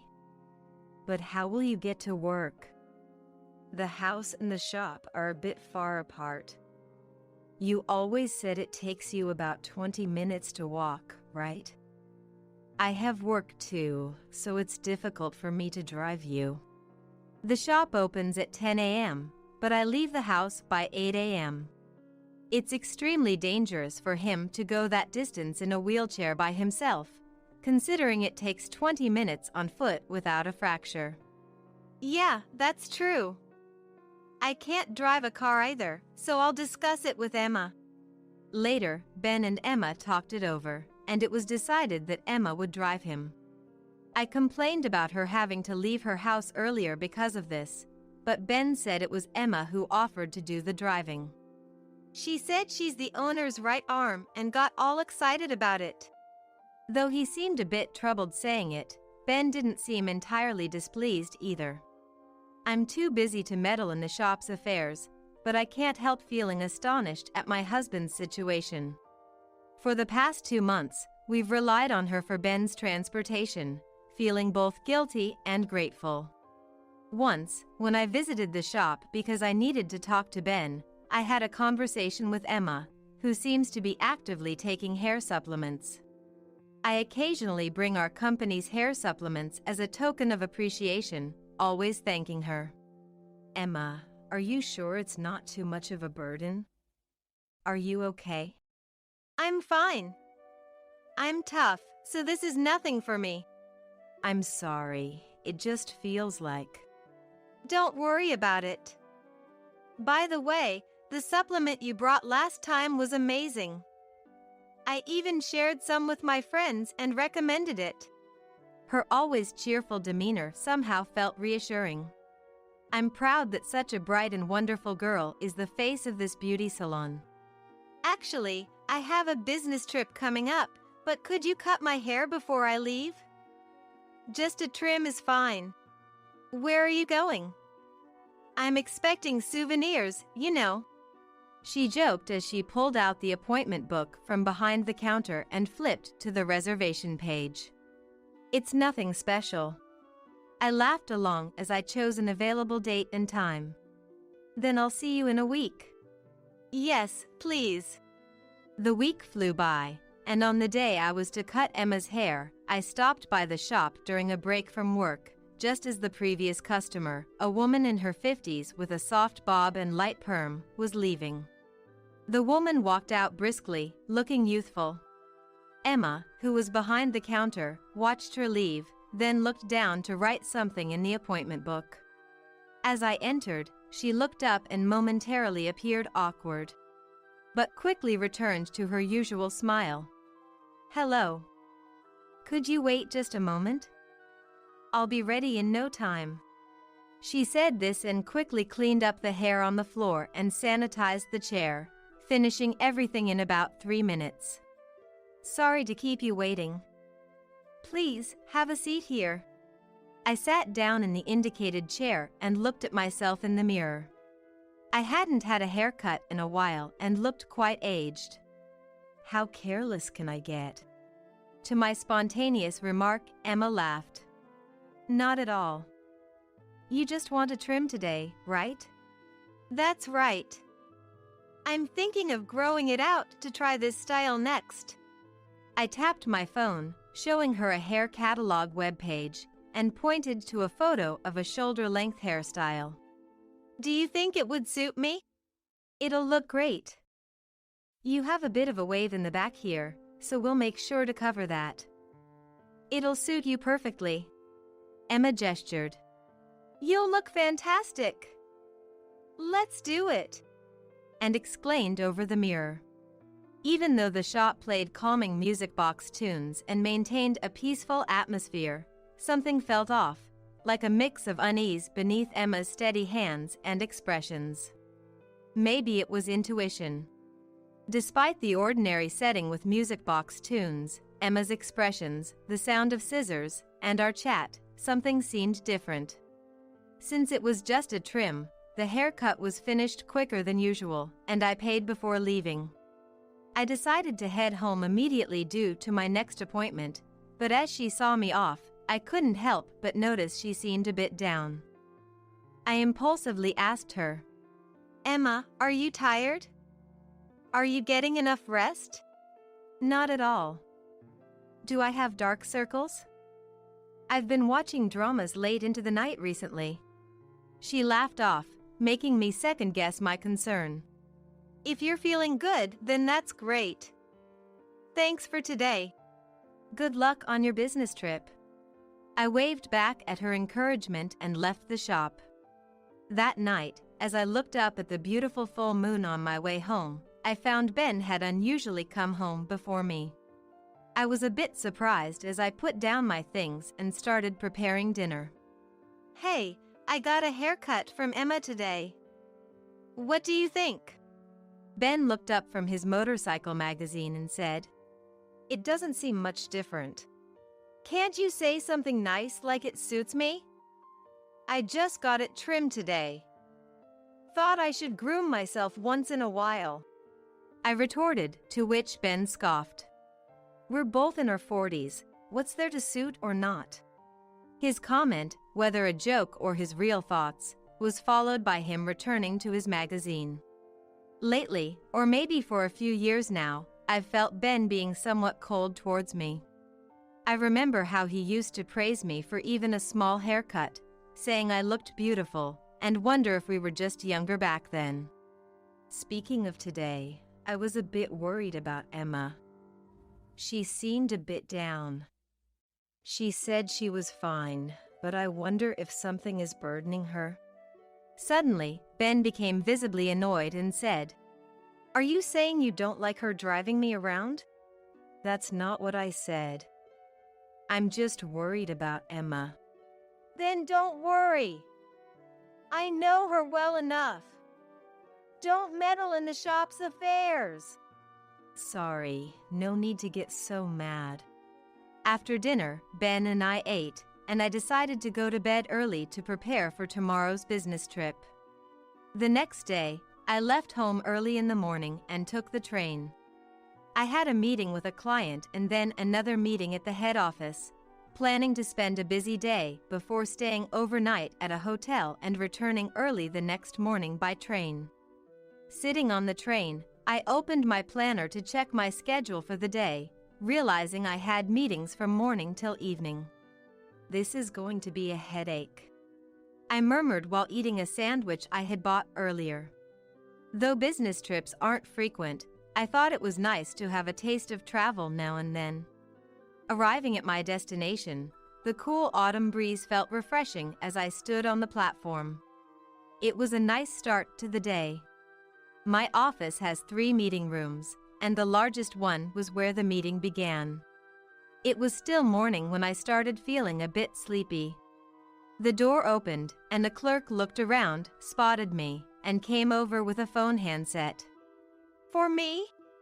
As I took the handset, a man on the other end identified himself as a police officer. Just a moment ago, a man claiming to be your husband was transported by ambulance after falling from his wheelchair. Can you come to the hospital urgently? I was so shocked by the sudden news that I became flustered. My husband? Understood. I'm at work right now, so I'll check with my boss and head over immediately. I found out which hospital he was taken to, explained the situation to my boss during the meeting, and left the office.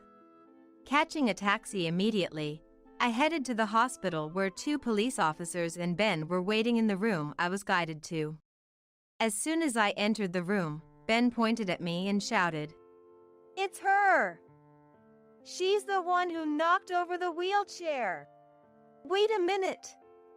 What are you talking about? I was completely taken aback by the abrupt accusation, confused about what was happening. Me knocking over Ben's wheelchair? Besides, I went straight to work from a business trip today, so it had been roughly 2 days since I last saw him.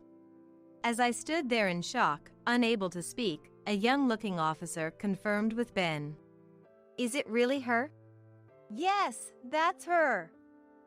I saw it with my own eyes. Anne, I never dreamed you would do such a thing. You've been timing this, haven't you? What are you talking about? There's no way I would do that. Because you did this, I'm getting a divorce. And prepare the compensation. $30,000. Wait a minute. Why would? My voice trembled as I was completely overwhelmed.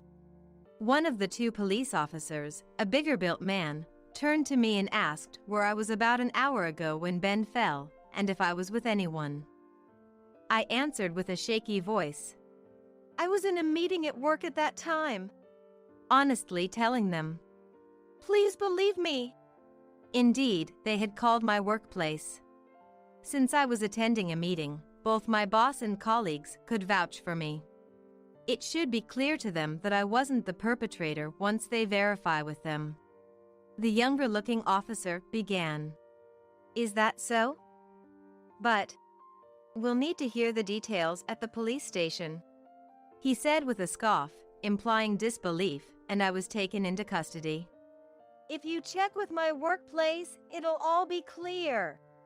Of course, we'll do that, but this is a hospital, not a place for interrogation. And currently, we also have to consider the possibility of attempted murder on your husband.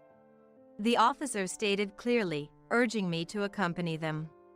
Reluctantly, I followed them and informed my workplace that I wouldn't be able to return today, heading to the police station. As I was leaving the room, I saw Ben smiling broadly, looking satisfied as if everything was settled. And I didn't miss the sound of him making a call as I stepped into the hallway. At the police station, I kept repeating the same thing. So, I was at work at that time. You know my workplace's number, right? I mustered up the courage to reiterate that I had an alibi, asking them to verify with my company. However, they were reluctant to release me, and my anxiety grew. What would be my motive? Why would I push Ben's wheelchair? Could be for the insurance money, or to have all the property to yourself. I would never do something this stupid just for that. No matter what I said, the police officer wouldn't believe me, and the clock's hands just kept moving forward meaninglessly. After a while, suddenly, Emma came to visit me at the police station. A woman in her 50s who looked a lot like her was with her. Apparently, this was Emma's mother. I'm really sorry for coming out of the blue. And I'm really sorry. Unlike the usual Emma, she began to apologize abruptly with a face that looked like she was about to cry. I was so surprised that I couldn't even speak. I just got a call from the owner, hearing that you were taken by the police. I consulted with Mom. We came here to clear name and claim your innocence. What do you mean? Then Emma started explaining everything, which roughly went like this. Emma had started dating Ben a few years ago and gradually fell for him. Ben, too, became serious about his relationship with Emma, saying, "I'll divorce and eventually, so please wait for me."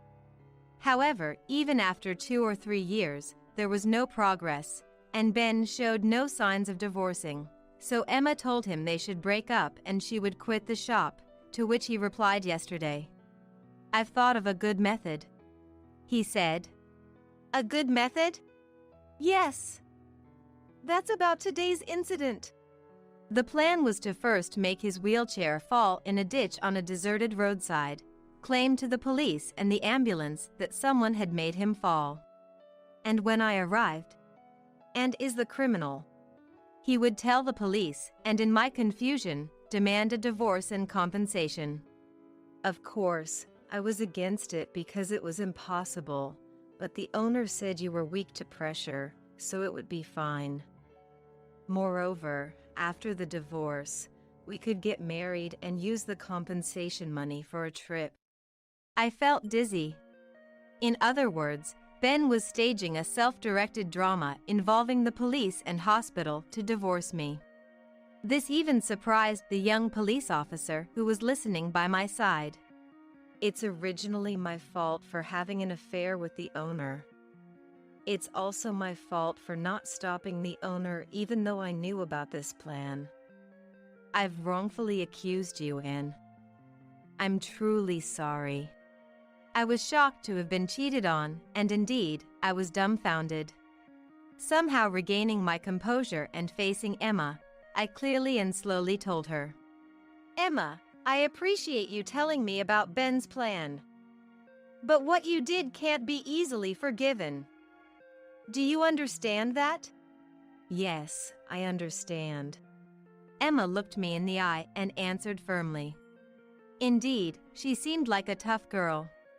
Afterward, the 2 police officers who had brought me in changed their expressions upon hearing Emma's testimony and went out to question Ben. And a few hours later, he was arrested for making false statements to the police and causing disorder in their operations. Why has it come to this? He was complaining when he came to the police station, but I thought it was his responsibility and didn't feel like defending him even when we were both being questioned. That day, I was the only one released, and I went home with Emma. Eventually, Ben avoided jail time by paying a fine, but in a small town, rumors spread quickly, and several regulars canceled their reservations. Customers decreased, and eventually, the shop had to close. Having lost his credibility, he couldn't find a job as a hairdresser in his hometown. As for me, I decided that I couldn't continue with someone who tried to frame me and immediately presented him with divorce papers to leave. Until the end, Ben refused to sign the divorce papers, saying, You're all I have. Can't you reconsider the divorce? He said that, but I coldly pointed out his affair with Emma. You've been telling Emma for years that you'd divorce me, right? You really wanted to divorce, didn't you? Now is the time, isn't it? Then Ben turned pale and said, It's not like that. It's a misunderstanding. Thinking about it, maybe his relationship with Emma was just a game to him, but I couldn't help feeling a bit of sympathy for her. Afterward, Emma submitted her resignation to Ben, told him they were done, and moved to a different place right away. Between us, she stopped by my place just before moving to give me her new address. And I'm really sorry for the trouble I've caused. This is my new address. Please send the claim for the compensation here. She had prepared herself to do all this. Knowing how briskly and cheerfully she used to serve customers in the shop only made my heart ache more. I took the envelope Emma handed me. Understood. I nodded. I wonder what she felt all these years being with me. I wanted to ask her something mean, but the thought was too frightening, and I never could bring myself to ask. Emma, take care, okay? That was all I could manage to say. Emma nodded with tearful eyes and left. I haven't seen her since then. As for Ben, by that time, we were separated, and he was living a part-time life alone. He persistently sent me messages updating me on his life, trying to evoke sympathy, but I continued to ignore those messages with a firm stance. Eventually, through a lawyer, the divorce with Ben was finalized, and I nearly ended up paying compensation, but instead, I was the one to receive it. It was exactly $30,000. Ben's debt ballooned as he struggled to pay this, ending up in financial trouble. He already had debts from closing the beauty salon and its procedures. Now, he started doing multiple part-time jobs to pay them off. Regarding Emma, the lawyer asked, "You could claim compensation from her as well. What would you like to do?" I was hesitant for a long time. Being betrayed was certainly a shock, and knowing that Ben grew cold towards me because of her made me angry. However, for some reason, I couldn't bring myself to hate her. Maybe she, too, wanted the affair to be exposed somewhere deep down, having energetically worked as the shop's chief and supported Ben, and even during the moments at the police station and our farewell. Maybe she wanted to end the relationship but couldn't. This is just my speculation, and I know it sounds naive. But still, I felt it would be cruel to claim compensation from her, so I told the lawyer, "I won't claim anything from Emma. I'm grateful for her support of my husband's shop and for helping me at the police station." The lawyer, in a businesslike manner, merely replied, "Is that so?" and looked at another document. I received the compensation from my ex-husband and have since thrown myself into work and my hobby, bodybuilding, with renewed vigor. My bosses and colleagues were surprised by the divorce, but I wasn't pitted strangely and have been able to return to my calm daily life as before. It's been several weeks since the divorce chaos and compensation claim procedures. On a cool holiday morning and evening, while organizing my chest, the envelope with the new address given by Emma appeared. I had completely forgotten about it since finishing the conversation with the lawyer. "I don't need this anymore." I put strength into the middle of the envelope, tearing it in half, then tore it into smaller pieces and threw it away. I haven't been in touch with her since, but I wonder if she's still working as a hairstylist somewhere. Glancing at the mirror, I noticed my hair had grown longer since the last time she cut it. Thinking it was about time to get a haircut again, I tapped the screen of my mobile phone to search for a beauty salon. One day, I got a call from Dad, who lives on his pension.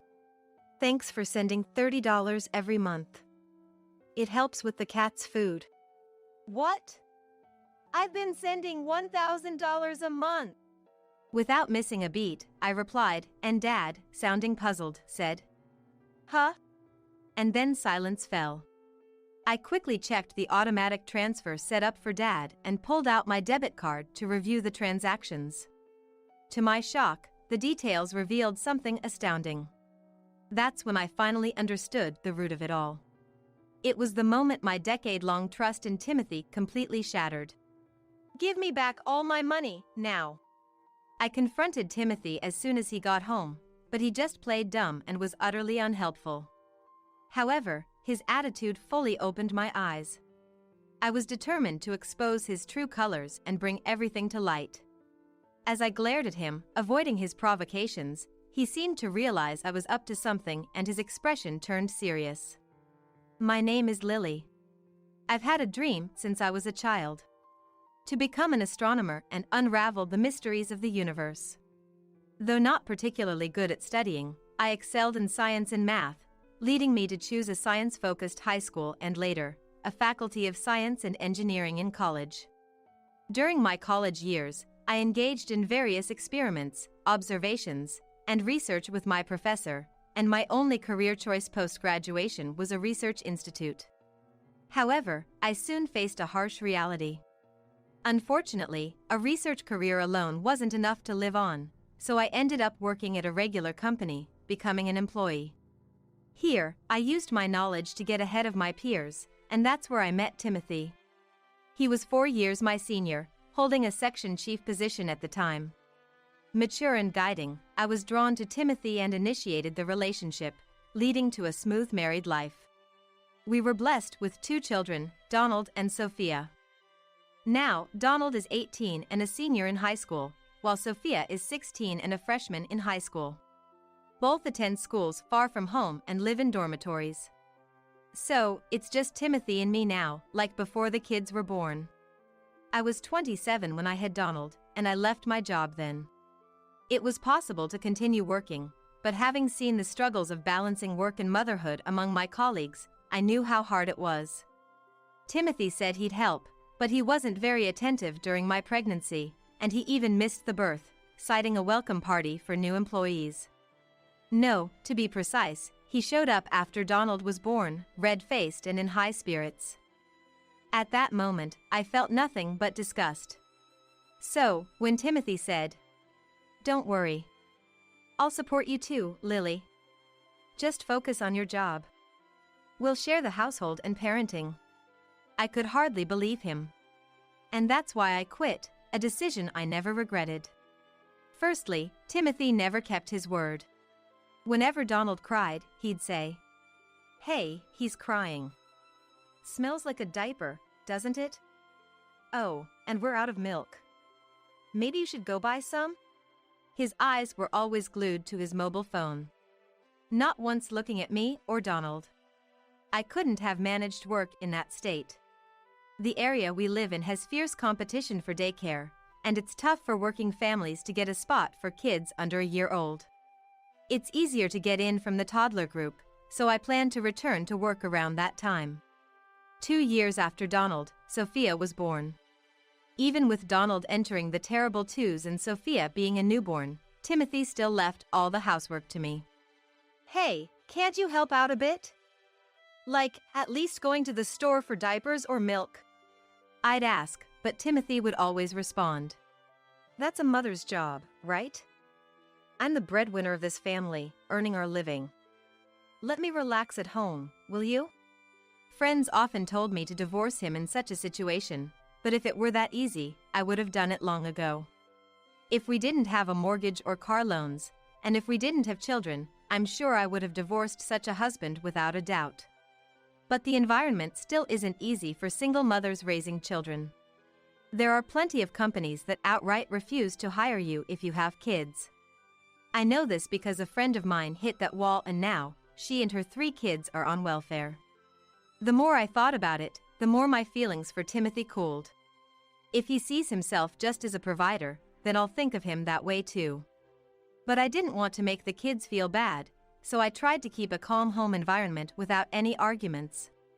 Once the kids were older and things settled down, an acquaintance offered me a job as a teacher and a researcher at a vocational school. I was happy to finally pursue my dream of being a researcher, using the knowledge and experience from my corporate days. But Timothy didn't seem too pleased when I told him about it. The reason was simple. He was jealous that I would be earning more than him. You know, women are in a tough spot in society without a man. And yet, here you are, showing off. Can't you even consider your husband's feelings a little? I had an inkling, but Timothy was too proud of himself and was a bit frightened of women doing better than him. He was often harsh with the kids as well, and I had to step in to defend them. But I needed to work too, to save at least enough to send our 2 kids to college. I tried convincing him, but Timothy was just sarcastic about me working, and that's when our relationship really started to sour. Finally, when I was settled in my job and had a stable income, I brought up the subject with Timothy. Look, I don't think there's any point in us being a couple anymore. It's not good for the kids or us, right? So, I want a divorce. At this point, I had a decent income and the kids were more independent, so even without Dad, we could manage. I understand that divorce isn't great for kids. But I started to doubt whether me enduring everything was truly for their benefit. However, Timothy flat out refused to divorce and even said, "Having both parents is definitely better for raising kids. Kids from divorced families tend to behave badly, don't they?" His basis for saying this was unclear. Probably just an excuse to guilt trip and keep me tied down. Still, I couldn't say everything Timothy said was wrong. Having both parents together is indeed better.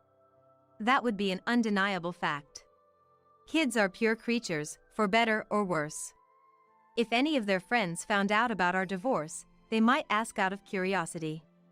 I might be okay, but Donald and Sophia could get hurt. So, even when Timothy spouted his nonsensical theories, I couldn't talk back and ended up not being able to divorce. That's when I decided to change my perspective.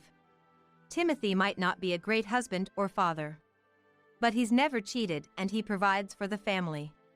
He also doesn't have any expensive hobbies and only spends about $20 a month on mobile games. He never gambles and even pays for the kids' activities. In that regard, I had no complaint. But his actions and words were often too much. To Donald, who he saw as his heir, Timothy would say things like, "Listen, Donald. A man should earn as much as he can. Don't ever become a part-time worker. That's just laziness. You should earn more than women and be like me.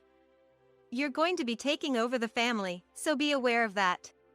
Our family doesn't even have any grand achievements or history of being landowners.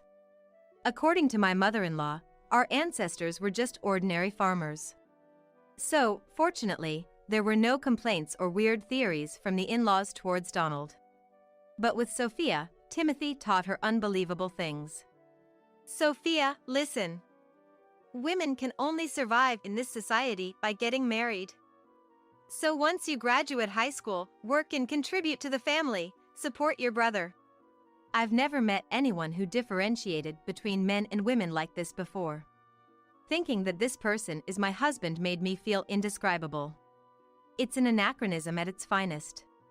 Every time Timothy lectured the kids like that, no matter how much I negated his outdated ideas, the stubborn Timothy never changed his mind. Maybe because of that, by the time Donald entered middle school, he was rebellious and often clashed with Timothy. Sophia, on the other hand, would go out with me but refused to go anywhere if Timothy was coming along. Timothy, of course, seemed not to care. As the kids grew and left home for high school, the brunt of Timothy's nitpicking shifted back to me. He accused me of looking down on him as a husband because I had a research job, or of acting superior despite his college being overwhelmingly more prestigious than mine. Sometimes, he would even talk about my earnings to others, playing the pitiful husband, as if it was all my fault. I never once belittled Timothy for his education or job, yet he would put himself down and talk as if I were the one saying those things. Ignoring his antics led to him calling me a foolish wife for not listening to her husband. The only silver lining was that the kids weren't around to witness this. Thinking he would agree to a divorce once they were independent, I decided to endure a few more years. Then one day, I got a call from Dad. Since Mom had passed away, my 66-year-old dad was living a modest life on his pension and savings, far away. He's always been frugal, never indulging in luxuries, except for adopting a few cats a year ago. There shouldn't have been anything unusual. Usually, he only called about the kids or for my birthday. But today, out of the blue, he called and said something unbelievable. "Thanks for the $30 you send every month. It helps with the cat food." I couldn't help but respond. "What? I've been sending $1,000 a month?" Then Dad, sounding puzzled, said, "Huh?" And silence ensued between us. What was Dad talking about? I reorganized my thoughts and reiterated to Dad. "I've been transferring $1,000 to your account every month. So what do you mean by $30? After hearing me out, Dad asked me to wait and then sent a photo of his transactions through SMS. Seeing the photo, I was dumbfounded. Indeed, as Dad said, my remittances were just a mere $30. I couldn't understand what was happening, but it was clear something sinister was going on beneath the surface. "Dad, I'll see what I can find out here. I'll contact you as soon as possible, so please wait a little longer." I quickly ended the call. First, I pulled out the debit card I used for Dad's automatic transfers and checked the transactions. The details were shocking. That's when I finally realized the root of it all. It was the moment my years-long trust in Timothy completely crumbled. As soon as Timothy got home, Give me back all my money, now. I confronted him. But Timothy just played dumb, utterly unresponsive. Even worse, he joked that I was spouting nonsense and suggested I go to a hospital. I didn't realize I was so belittled that it gave me a huge shock. But at the same time, it also woke me up. I was determined to expose his true colors and unearth everything. As I glared silently, refusing to rise to Timothy's provocations, he seemed to realize I was up to something and suddenly turned serious. I slammed the debit card I had been investigating onto the table in front of Timothy. Seeing it, Timothy's frown deepened. Nonetheless, I declared, This is the account I set up to automatically transfer $1,000 on payday. I don't use it normally, and the debit card is kept in the bedroom drawer. Timothy couldn't say anything, just glared at me in silence. After a few tens of seconds of silence, Timothy finally began to make excuses. Well, that's definitely strange, but even if I had been diverting it, what benefit would that be to me? Besides, you're suspecting me, but there's no proof I did it, right? Innocent until proven guilty. Don't you even know that? His infuriating way of speaking irked me, especially because he had a point.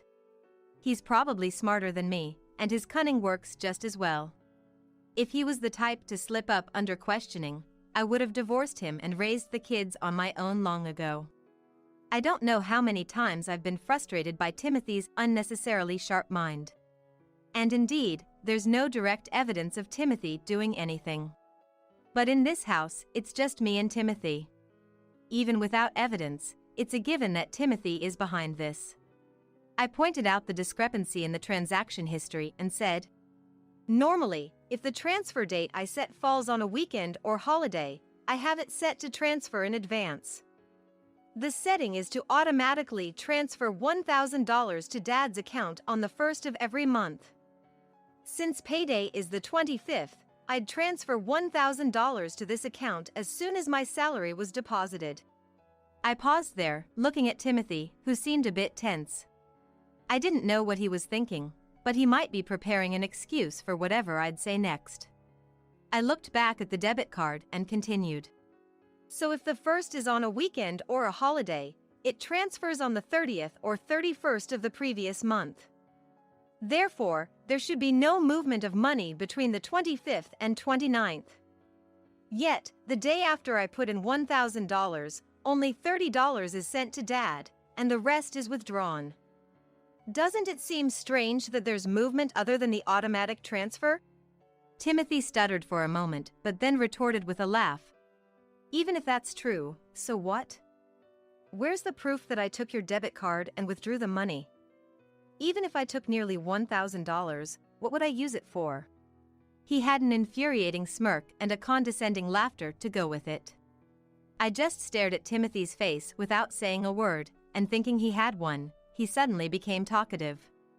I earn decently and am not in need of money, something you, who gets the household expenses, should know best, right? And besides, I couldn't mess with those auto-transfer settings anyway. You know, as a researcher, you should be smarter than this. After rattling off his words, Timothy seemed pleased with himself, as if he had outsmarted me, and happily went to take a bath. Thinking he had beaten me in this exchange, Timothy must be really naive. Just the thought of his smug face falling apart made me want to laugh. Since he thought he had won, Timothy sang some indistinct song in the bath. And when Timothy came out, still in high spirits, I greeted him with the biggest smile. He looked surprised. What now? You still have something to say? And stepped back. I presented him with a printout of my SMS history. What's this? I asked sharply, and Timothy froze. In fact, when Dad sent the photo of the debit card, I was surprised to find unfamiliar SMS exchanges before it. I rarely use SMS. And when I do, it's mostly for login confirmation codes. I usually communicate with colleagues, friends, and kids via free messaging apps or SNS messages. That's why I hadn't noticed these exchanges, and Timothy must have cleverly chosen SMS for this reason. A conversation between Dad and me from about 10 months ago that I didn't recognize. The messages were sent under my name, but I wasn't the one who wrote them or talked to Dad. Needless to say, it was Timothy. Hey, this is you identifying yourself, right? This is Timothy, Lily's husband. How are you? Why did you contact Dad from my SMS? If you wanted to talk to him personally, you could have just asked me directly for his contact, right? As I pressed him with a smile, Timothy's triumphant expression disappeared, replaced by panic. No way, you don't use SMS, how did you find out? He was clearly flustered. His reaction made it obvious he had tampered with my mobile phone to contact Dad. Let's see, what's this? Actually, Lily is hospitalized and needs money, so we can't send you the usual amount. But we know you have cats, so we thought at least we could help with the cat food. We'll have to reduce the amount, but we'll continue sending. I read the message aloud in a monotone, and Timothy started to apologize. There's a deep reason for this. I wasn't trying to hurt you or Dad. Just believe that, please. He briefly apologized, then began to explain.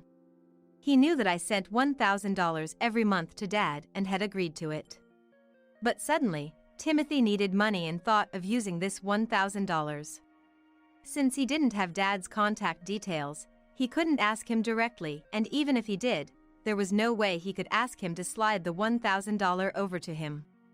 So, Timothy pretended that I was sick to gain Dad's sympathy and understanding. He knew how to unlock my phone and probably sent that SMS while I was in the bath. Dad, being kind, must have believed that SMS. The reason I didn't get any worried calls from Dad was also Timothy's doing. He had told Dad that my treatment was tough and I needed some space.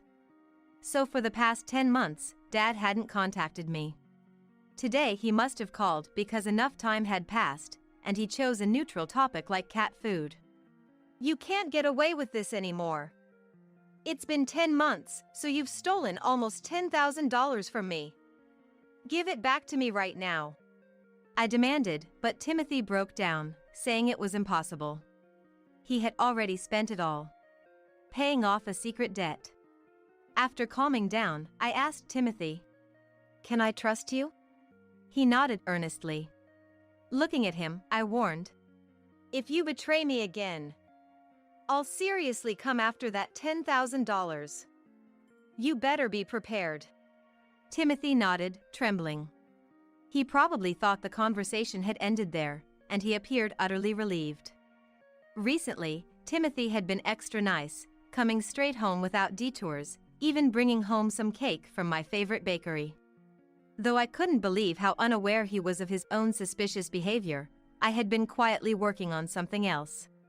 When the time was right, Timothy was in for another shock.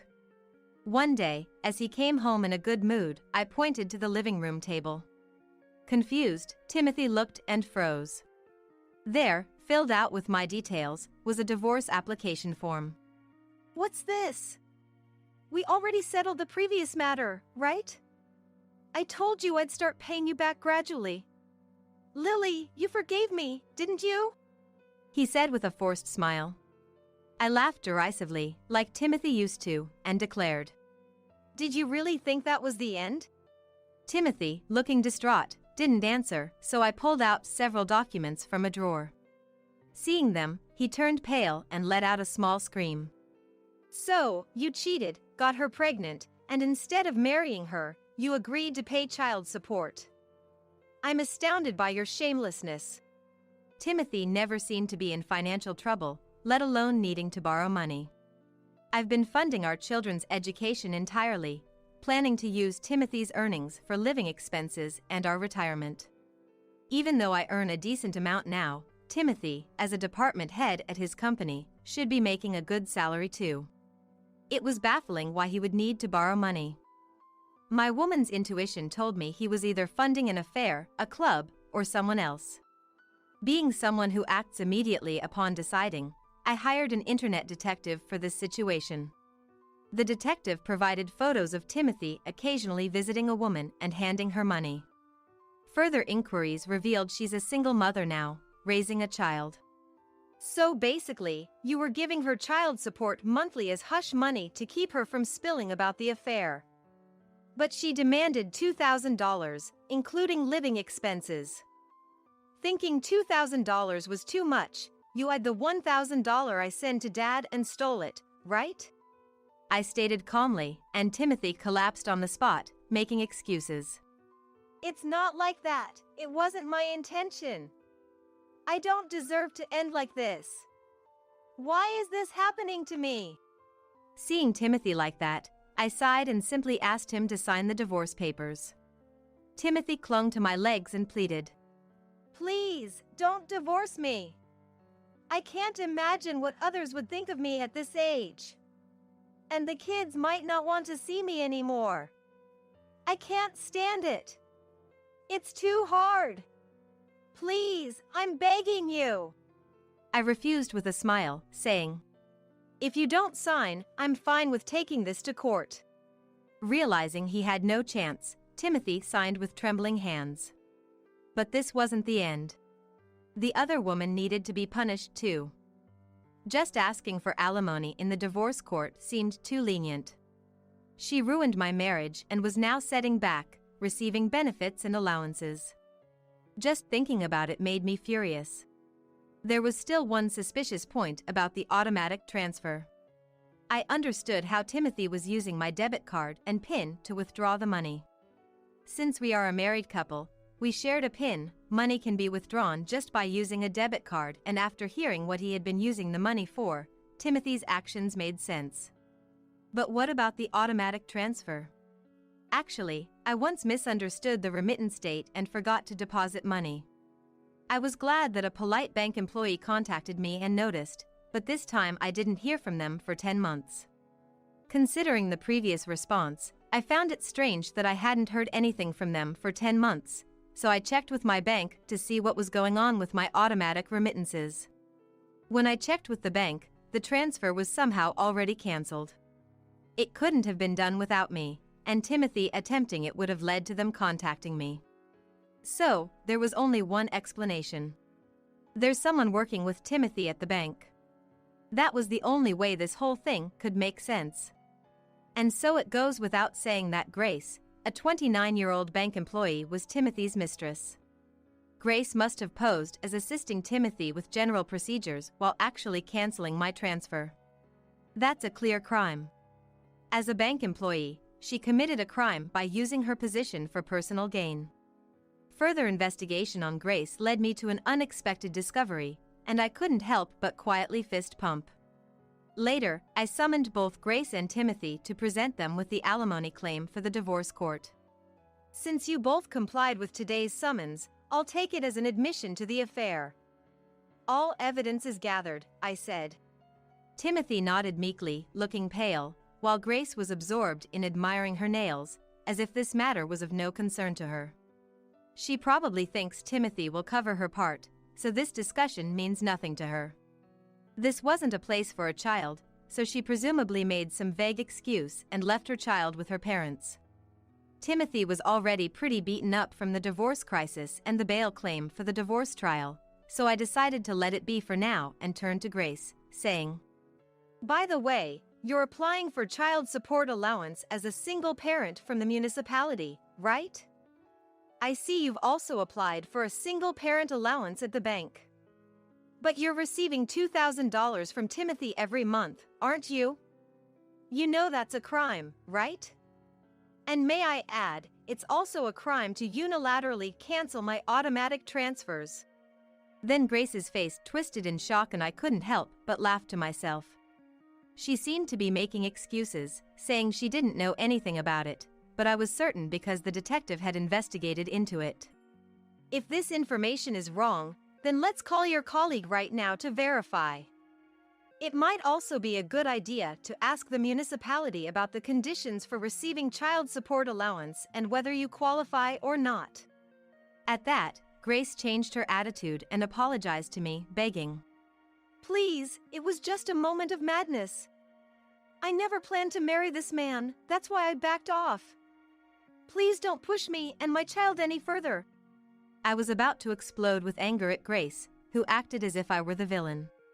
The real victim in this case is undoubtedly me, and if anything, it's Grace's child who's been caught up in all this. Under no circumstances will the victims be these cheaters. Then Timothy started to defend Grace, who looked like she was about to cry. Stop it already. Grace didn't mean any harm. Seeing Timothy like that, I snorted. He didn't seem to understand why he was being laughed at, but I wondered what kind of face he would make when he finally reached the last truth. Still laughing, I said, So you'll say she didn't mean any harm even after hearing that she made you pay child support and living expenses for a child that's not even yours? Then Grace stood up, eyes wide open and cutting me off. Stop it! No more! But Timothy, showing his pointless intelligence, went on and asked, Wait, so, that child isn't mine? Grace's face twisted, and Timothy seemed clueless. The detective had found out that Grace was getting money by claiming another man's child as Timothy's, and she was also receiving $500 a month in child support from the child's real biological father. It cost quite a bit to find all this out, but I think it was worth it to gain something much bigger.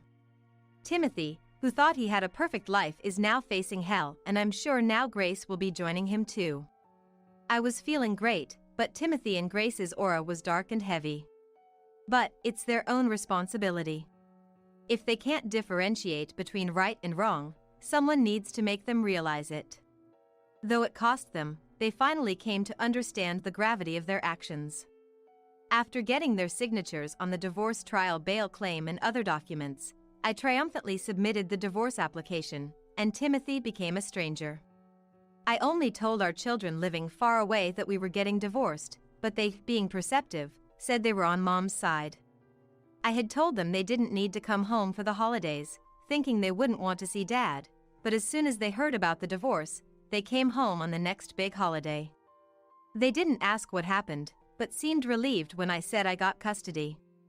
I'll continue to provide for their education, and I had actually made some investments since I didn't fully trust Timothy. I believe I'll be okay in my old age. As for Timothy and Grace, they ended up with an unimaginable fate. Timothy, now divorced at this age, apparently faced rampant rumors at work. Originally belittling me, his wife, and speaking ill of female employees, he was now the subject of gossip about affairs and losing his wife's favor. Eventually requesting a department change, he was surprisingly demoted to a regional office. But Timothy didn't complain, realizing he had no place at the headquarters anymore. Moreover, he's now struggling financially due to the nearly $10,000 repayment and divorce trial bail he promised, as well as the children's education costs that he must fulfill as his parental duties. And as for Grace, she resigned voluntarily after the bank found out about what she had done. She avoided being sued by immediately returning the deceitfully obtained allowances, but lacking enough money to live, she reluctantly returned to her parents' home. After spilling everything to her parents, she faced severe reprimands. Currently, Grace works as a contract employee at the company where her dad works, with her parents managing all her finances, leaving her with no spending freedom. Her parents, being very sincere people, paid the full amount of the bail I had claimed in the divorce trial. Though they had initially fronted the money, it was good to hear they would bill it all to Grace. So, after all that, now several years had passed since the divorce. Donald has advanced to graduate school and landed a job at a major company, and Sophia, incredibly, got into medical school and is now preparing for the national medical exam next year. Even without Timothy, the kids have proudly followed their own paths, and they've even assured me they'll support me in my old age. I couldn't ask for better allies.